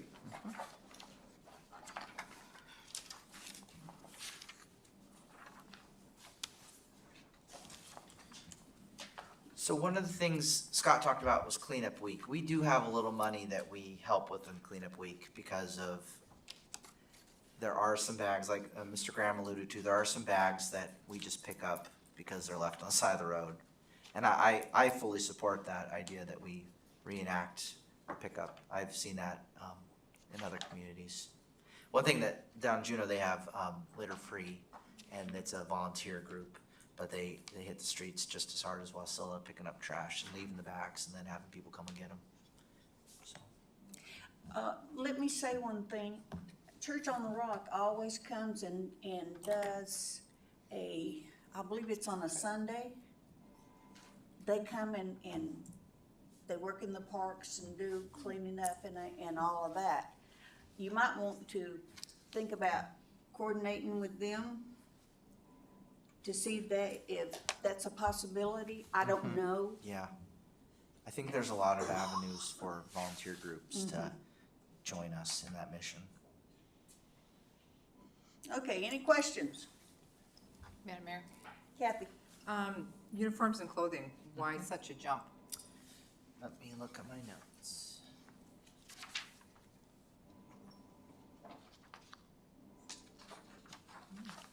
Oh, it's because of the, per person, ratio. So looks like we increased it.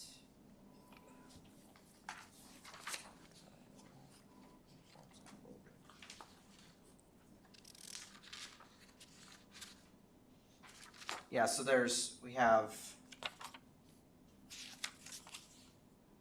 our 5 FTEs, and so it was a rounding of $500 per person. Thank you.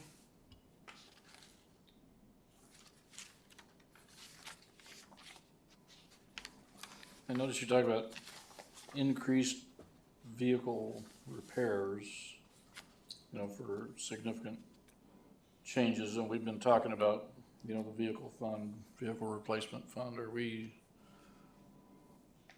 we under where we should be on that vehicle replacement fund, so we're delaying things, or what's? Yeah, I appreciate you bringing that up last night.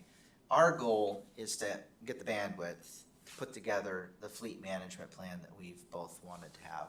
And what that looks like, it's much like a CIP. You have all of the equipment, you know what its lifetime cycle cost was, and you say it has a fiscal life of 10 years, for instance, and we should be putting away money to be ready for that next purchase after 10 years of life.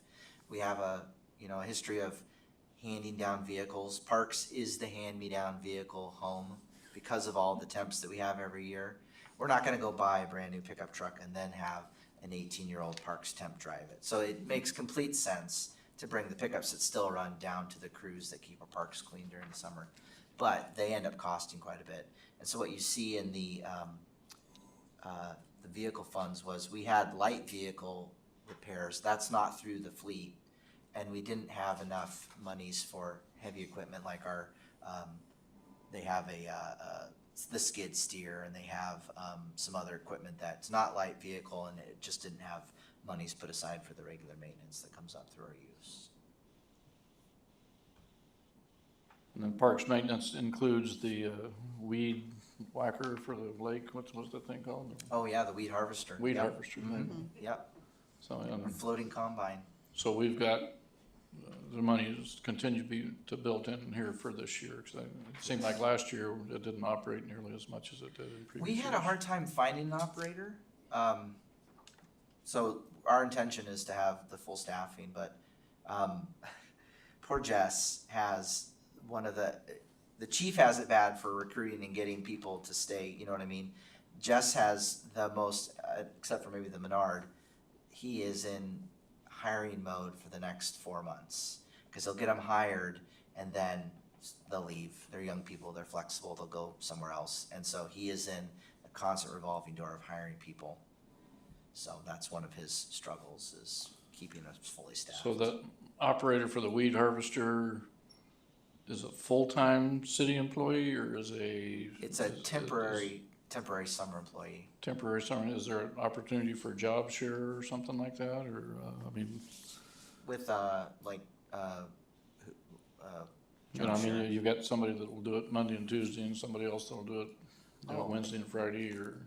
Well, that's such Because we got a lot of, yeah. I wouldn't mind doing it for 1 day a week, but I don't wanna do it 5 days a week, I mean, that's not a bad, I'll do it when that adds more cats to her. There's 2 days a week. Yeah. Cindy will do one, that's Yeah. 3. Do I have 2 more? I don't want him operating that. Does it come with a beer cooler? Right? Well, I'd volunteer too. I think that'd be fun, but yeah, so there's some high expectations though. It is not a stress-free job because there are some high expectations. I want in front of my dock clean. Where have you been? So there's, Oh, yeah. yeah, very important. You need to do the right route. I get the calls from people. On- I do, I get the calls from people, why aren't they out? Because I live on the lake. Well, why aren't they out here? Well, how come they're over on your end? Well, that's where That's where they start, but they're not doing it in front of my house. You know, they're going down to your side, and my dogs think that's like some giant monster, so. Exactly, I'm just thinking, I mean, I'm a member of the VFW, and I'm sure we've got people that could volunteer one day a week, you know, AMVETs do the same thing. I mean, you have retired military people that are used to Yeah. operating equipment and used Yep. to performing to fairly high standards, and, Yeah. I mean, if we could build community partnerships with them, Mm-hmm. you know, number one, get the weeds out, and number two, it might save us a little bit of money. Get you a sign-up sheet. There we go. If we come up with a program, I'll do my best to get Nikki signed up one Cassie's day. like, oh. Insurance I have to put on that thing. Yeah, Cassie's like, Running it aground is pretty problematic. We have had that sticker Cassie, shock can to we fix say it. liability? it's always behind the scenes stuff that we don't think about. Okay, any more questions? Madam Mayor. Mr. Crafton? Thank you, Mayor. I'll give him a second here. He's into something. I was gonna bring something up that I know Mr. Graham's very interested in, but I'm not finding it in the line item, so I apologize. Is it the weed mitigation on the side of the It road? is. Where is that at? It's in here. Well, I would like to speak to weed mitigation, that's on my list, so if I can cut you off here, Ian. No, go for it if you want to talk about it. It's in here So I did, earlier. you know, I've been talking about weed mitigation ever since Vic Coring was our representative. That tells you how far along that's been, but the rules have changed. So now we can do chemical, weed mitigation where we couldn't do that before. I have good news for you. You know, and it's, yeah, and it's a you know, so we don't have to get a mower out there like we Yeah. used to have to, and Yeah. a scythe and all that sort of stuff. So we Yeah. can do that where we were allocating, I think, $20,000 a year to weed, invasive species mitigation, I think is what we called it, you know. Yep. But yeah, so what is your good news? So my good news is, we know that the weeds don't care where they are, and so we have right-of-way issues, right? They're in DOT right-of-way, they're in railroad right-of-way, they're in our right-of-way. So I've reached out to the Palmer-Wasilla Soil and Water Conservation Group, and they have trained staff who know the, there's a term for it, it's, MEP? It has to do with managing invasive plants and animals. And so the DOT and the railroad have current plans to talk about how they'll deal with it. It's approved through the state DEC. And so I've asked the Wasilla Palmer Soil Conservation Group to put together a proposal for us for projects this summer. So they would use their licensed people and get us the approved DEC plan and then attack 3 projects that are high visibility, either in our right-of-way or on one of the other partners' right-of-ways, because they've already been approved, and we can have that project this summer. No, And I'll have them come present too. I've been working with a lady named Meg on putting that together. That'd be great, because I know we've had problems with the past, with, you know, DOT letting their right-of-ways become overgrown, and technically, we can't get out there unless we do it in the middle of the night when nobody's watching, and Right. And No. they are already Yeah. contractors for them, and they understand that permitting process, so. yeah, so that would be great, because a lot of these, you know, the soapweed and the purple vetch Yeah. are, you know, really destroying, our soil. Yep. here, so. And we look at it the same through, I don't know if anyone picked up on it, but we have increases in trash management for homeless camps, the Fred Meyer Corner. Yeah, yeah, they're all in the same vein in my mind. If it's not invasive plants, it's the trash, it's the plantings along the parks that the DOT doesn't take care of. So there's fund requests in this for all of that. Unless it's a different one, I found it. Roadside weed mitigation, $10,000 on page 121. It That's the wasn't one. last year's though, for $10,000. Yeah. I think it's been a rolling amount. And that was the struggle, like, how do we do this? Right. And so coordinating. So they proposed 3 projects for that. If the projects want to be bigger, they're willing to do that. Well, initially, the first program I got pushed through was a 5-year program, and of those 5 years, I think we didn't even do a full 2 years worth of, 2 summers worth of work because of the weather and because of right-of-way issues and things like that. So, but initially it was $20,000 a year for 5 years was what we tried to do, and I'm pretty sure we only spent $35,000 or $40,000 in those 5 years. So, you know, that $10,000 if we can see how it works, then we can always, you know, step it up the next year. So Great. Ground clear works really well on Purple Bits. what does? Ground clear.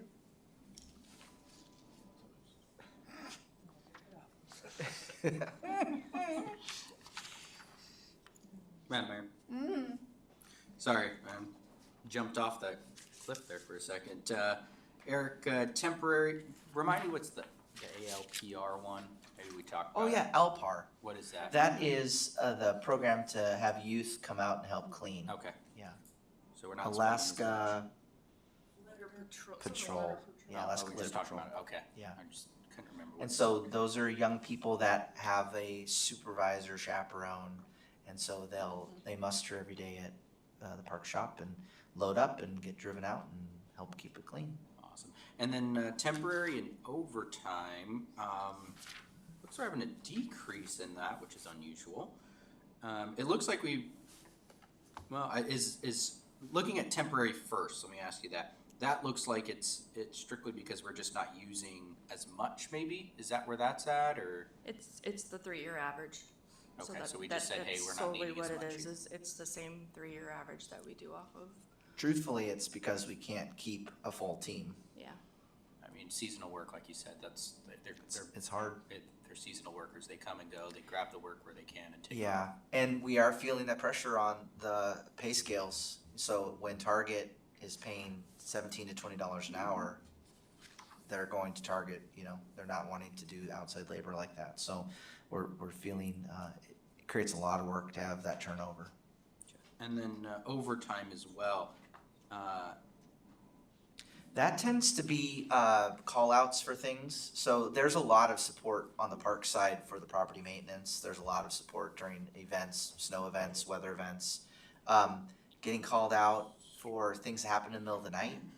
So they're kind of on call for any park thing. There was a call out by MATCOM because the gate over at Nunley, or Newcomb, swung open. So someone had to go out and fix that. And bathroom vandalism, there's a lot of activities that get them called out to after hours. What thing that's changed, and I think that's one reason overtime's gone down a little bit, is Justice been able to have an overlapping shift where there is someone on the weekends. That was a lot of overtime call outs when something happened on the weekends, and so he's just moved it into his scheduling that someone knows that they've got a weekend duty and they're off, I don't know when, Wednesday, Thursday, or something like that. So that's kind of newer and has helped bring down the overtime. Madam Mayor? Kathy? Eric, you said that the decrease in the temporaries have a hard time filling those positions. Is that the same reason for the decrease in the LPAR? Yes. That's too bad. That was my granddaughter's first job. And for a girl who didn't like to be outside and didn't like to get her hands dirty, wow, that was the best training thing in the world for her. Yeah, I think it's a really good thing for young people. And I think one of the things that was hindering us was there's a artificial cap on the pay. It's through a program, and we were asking Alpar, please pay a little bit more. Because we share on the cost, but we don't have full control over what the kids get paid, so. Okay. Okay, any more questions? Madam Mayor? Mr. Crafton? Thank you. Repairs and maintenance here. First one, cemetery well repair. Don't mind speaking, what happened to it? I don't know exactly. I know that there was a failure in the pump, I think is what happened, and then we needed to recondition it. Okay. Buildings and bathroom repairs. Since we're redoing some of the bathrooms here, are we still needing $20,000 to redo this, or? What? They are so mistreated.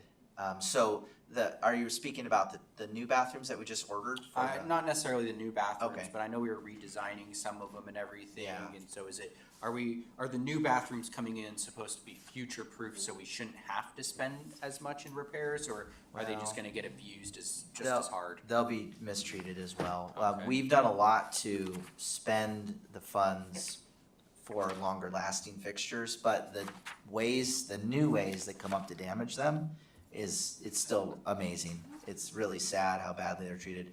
I just saw the American Legion bathrooms that are being replaced at the Bumpus system, were vandalized, a week or so ago. Like we were having people stealing the faucets at one point, right? Yeah. Like, Yeah. So I don't anticipate it getting much better, but we are spending money to get better, penitentiary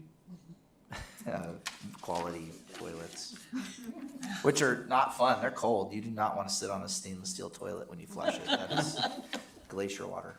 Right? Madam Mayor, that it makes you think when you're looking at this, like, why we didn't just go with porta potties in the sense of that's subcontracted out. Yeah, well, we There's no do, and we weekend get a pay lot of for- complaints. And you think Yeah. of like even at softball and soccer, most of that stuff happens on the weekends. So again, I mean, Jesse now has figured that out just slightly, but still, one guy can't man all that. And when you have somebody ruin an outhouse at one of these facilities, we all know this, because if you don't, then you should get into that. You call that subcontractor and they come fix that immediately, whereas the city is responsible for that. So then the maintenance on top of that, yes, it stresses me out, to think that we wanna put permanent fixtures. And then the other thing on that is they're open, we open them May 1st and close them September what?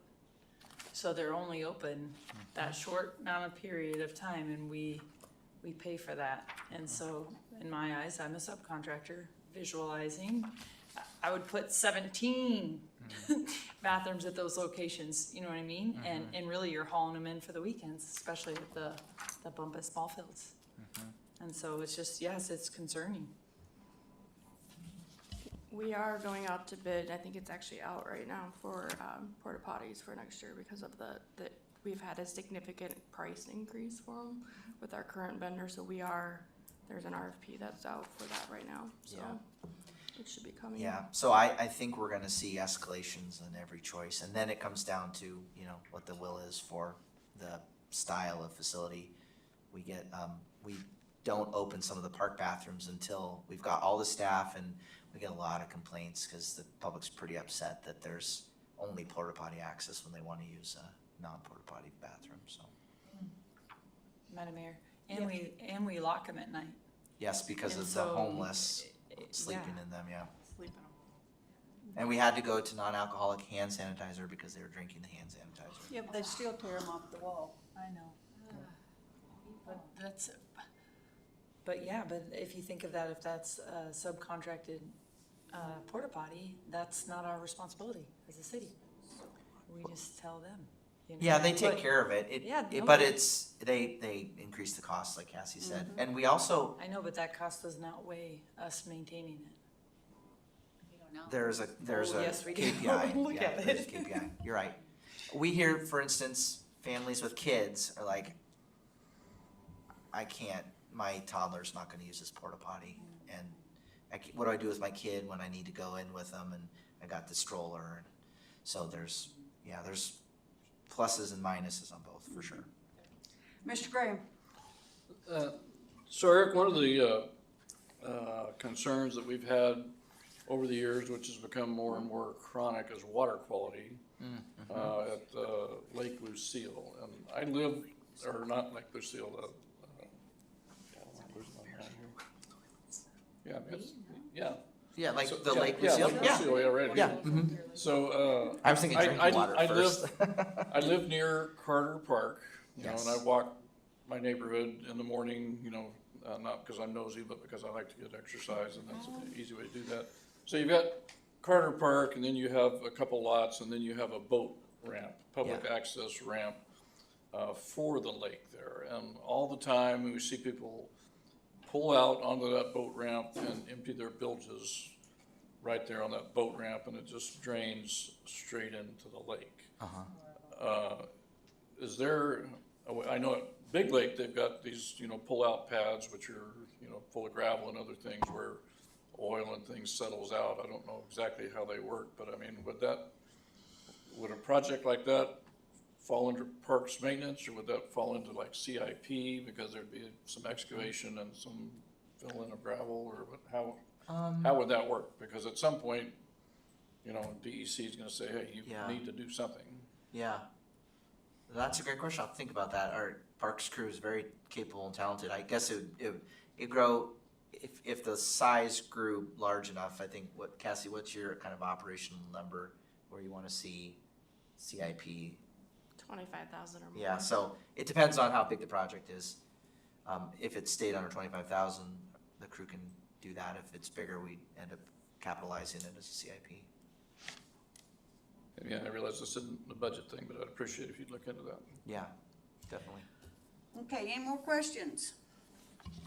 All right, Cassie, can you do youth court? Madam Mayor? Madam Mayor, I'm just curious where we're burying our portable toilets in the cemetery. Burying portable It says toilets. portable toilet cemetery. Yeah, we have a portable toilet there. There is one Yeah. up there. Oh, You need yeah. a dash in there. Oh, You sorry. need a dash. Same with Guardian Security Cemetery, like are we burying Guardian Security or Yeah, something? we are. Mr. Crafton's gonna have him a hole. Yeah, there's gonna be Crafton Cemetery. All right, what are we moving to? It's Page 8:45, 163, Mayor, I can't. Cassie, Madam Mayor? youth court.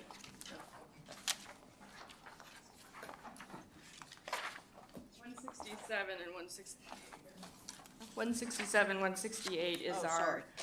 the line item Yeah. detail. Okay, you got 11 minutes to get through it. Okay.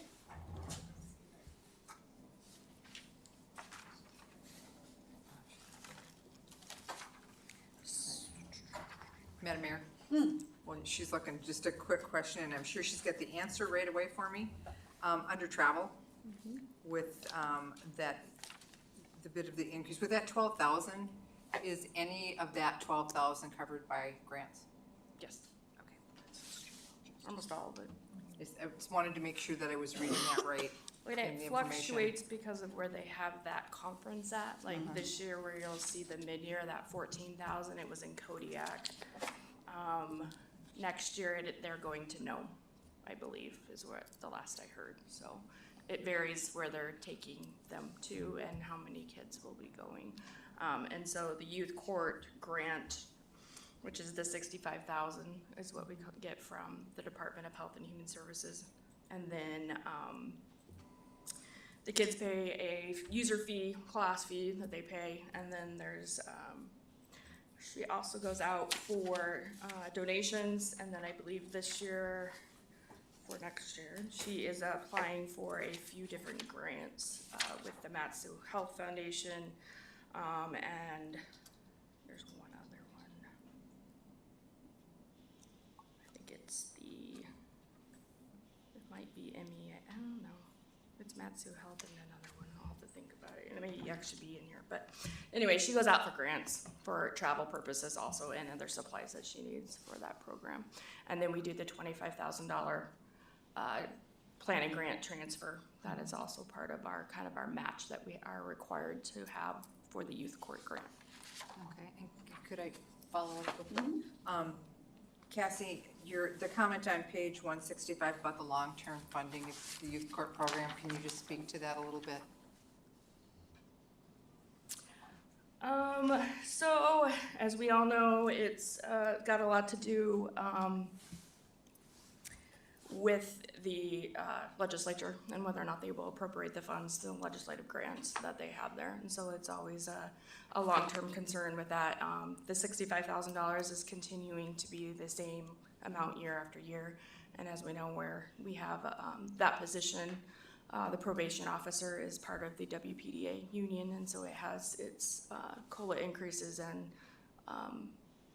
along with steps and things of that nature. And so as that continues to increase, it's continuing to not have the funding available because it is not currently being increased at the state level for that purpose, so. Thank you. And we're depending upon other donations, it's to make up the difference basically, through the Matsu Health Foundation or other means. So speaking of donations, when you look at revenue, there, general donations have gone up $3,500. Are these pledges that we already have, or is this, I mean, who's stepping up that extra $3,500? I mean, not being specific, but I mean, do we have people have said we're gonna put in $11,000 next year, or are we hoping to have people put in $11,000? No, we have people who have already, they have contributed 11,000. We have people who have already, if once this is approved and appropriated, they will continue their donation. They've already stated that for us. Thank you. She has gone out and recruited from different partnerships, I guess, throughout the community to ask for donations for that travel, basically to Nome, is because it will be a costly expense for them. Hopefully we're hitting up our legal beagles for a donation for that as well, so. Okay. Any other questions?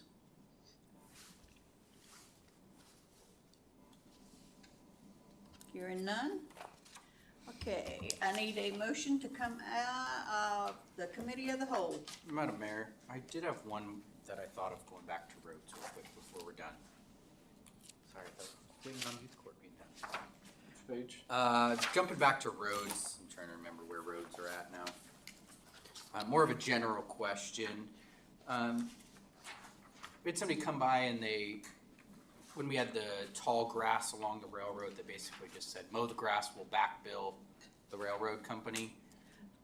Did we ever, part of the reason why I'm asking, I'm gonna get to it. So the reason why I was thinking of that was the gravel and the continued issues of rocks being thrown everywhere and basically non-city owned roads not getting cleaned up. I know you and I have talked about it a little bit, same with like going to plowing before as well, where I think you mentioned like, we're just gonna plow the Parks Highway or something, and then guess what, the next day it got plowed or something like that. Have we explored options of being like, look, we're gonna contract this out, because when you're in the city and you have and rocks are getting thrown everywhere and the roads are dirty, people don't call the state, they're coming to us. And so, I mean, in all honesty, we should be keeping our city clean. I'm not saying I wanna take it permanently, but if it's sitting there, I think last year it was like, my gosh, it was July, I think, before the Parks Highway got finally cleaned, or maybe it was June. Like, it was late in the year when they finally swept that road up. Have we started exploring options on how we can handle this? Well, we met with the commissioner and talked about maintenance. What we're seeing is that the MPO is probably the vehicle we want to use, because we have those meetings now monthly, either with the technical committee that I'm on or the policy committee that the mayor's on. And there are, well, it's funny that you mentioned that, because I was bringing up to them about the signs, because, well, I'm gonna talk too long. I told the commissioner, I said, why can't they replace signs? Why have signs been blown away for 3 or 4 years? There's half a sign to Walmart, there's no sign or somewhere else. We need to make this work. And so they have a hard time funding the operations side. They get all the federal money for the construction, but the operations is always skimping for pennies and stuff.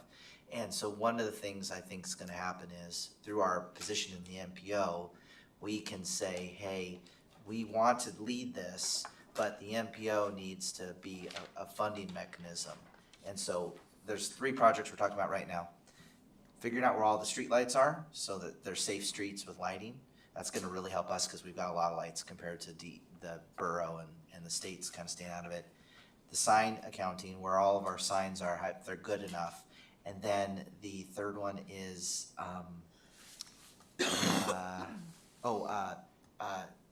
classifying the quality of our asphalt. So it's a PCI index, pavement quality index or something like that. Those are all data collection projects that are going through the MPO right now that will keep us talking with those stakeholders that we don't have control over, but we want to improve how they look for our city. Thank you. Glad to hear you're exploring it. Madam Mayor, I move that we exit committee of the whole. Is there a second? Cottle seconds. It has been moved and seconded to exit the committee of the whole. We are out at 8:57. There's no new business. Audience comments. Please state your name. You Hi, my got name is- 3 minutes. Have a My name's seat. Mark Schmidt, and I just want to thank you all for what all you do, and I appreciate what you're doing and going through, and I'd like to be part of your group, so just thank you. Right, bringing it back, I will close audience comments, bring it back to the dais, Madam Clerk. Thank you, Madam Mayor. So we're gonna obviously continue, we haven't finished our business. We'll see you here Monday the 21st, 6 o'clock. And so that kind of changes my initial timeline for budget amendments, I would think. I initially had asked for them on Monday by 3.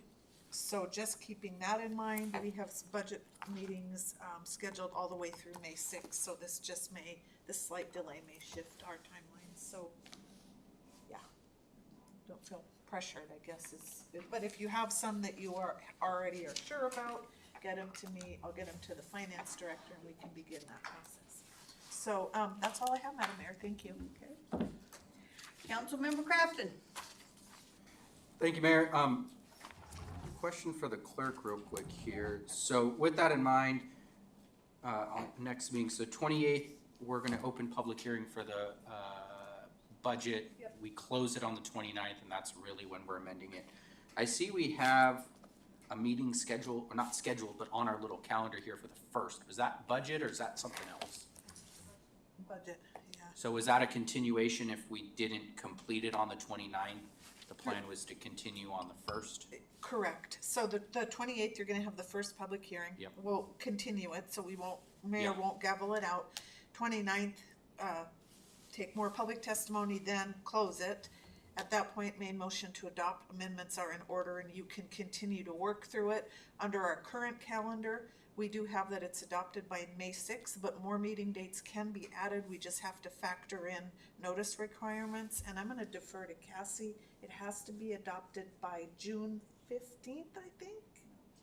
I thought it was June 10th? I remember seeing something end of It's in code. or end of Yeah. May, It's sorry. either the 10th or, we can double check Yeah, that. and it's I just don't it's remember June off the top of 10th my for the Matsu Borough. It's so that we Yeah. have to have an look adopted it up. budget to That's report. okay. I was just mostly curious because I saw the meeting on here and I couldn't remember why that was on our agenda there. So if We're you- on here. What would really help us be able to make sure we adequately notice, which thank you, Madam Mayor, for calling that special meeting, because you saw the email that factored into noticing. I want you all to know that's the only special meeting I've called.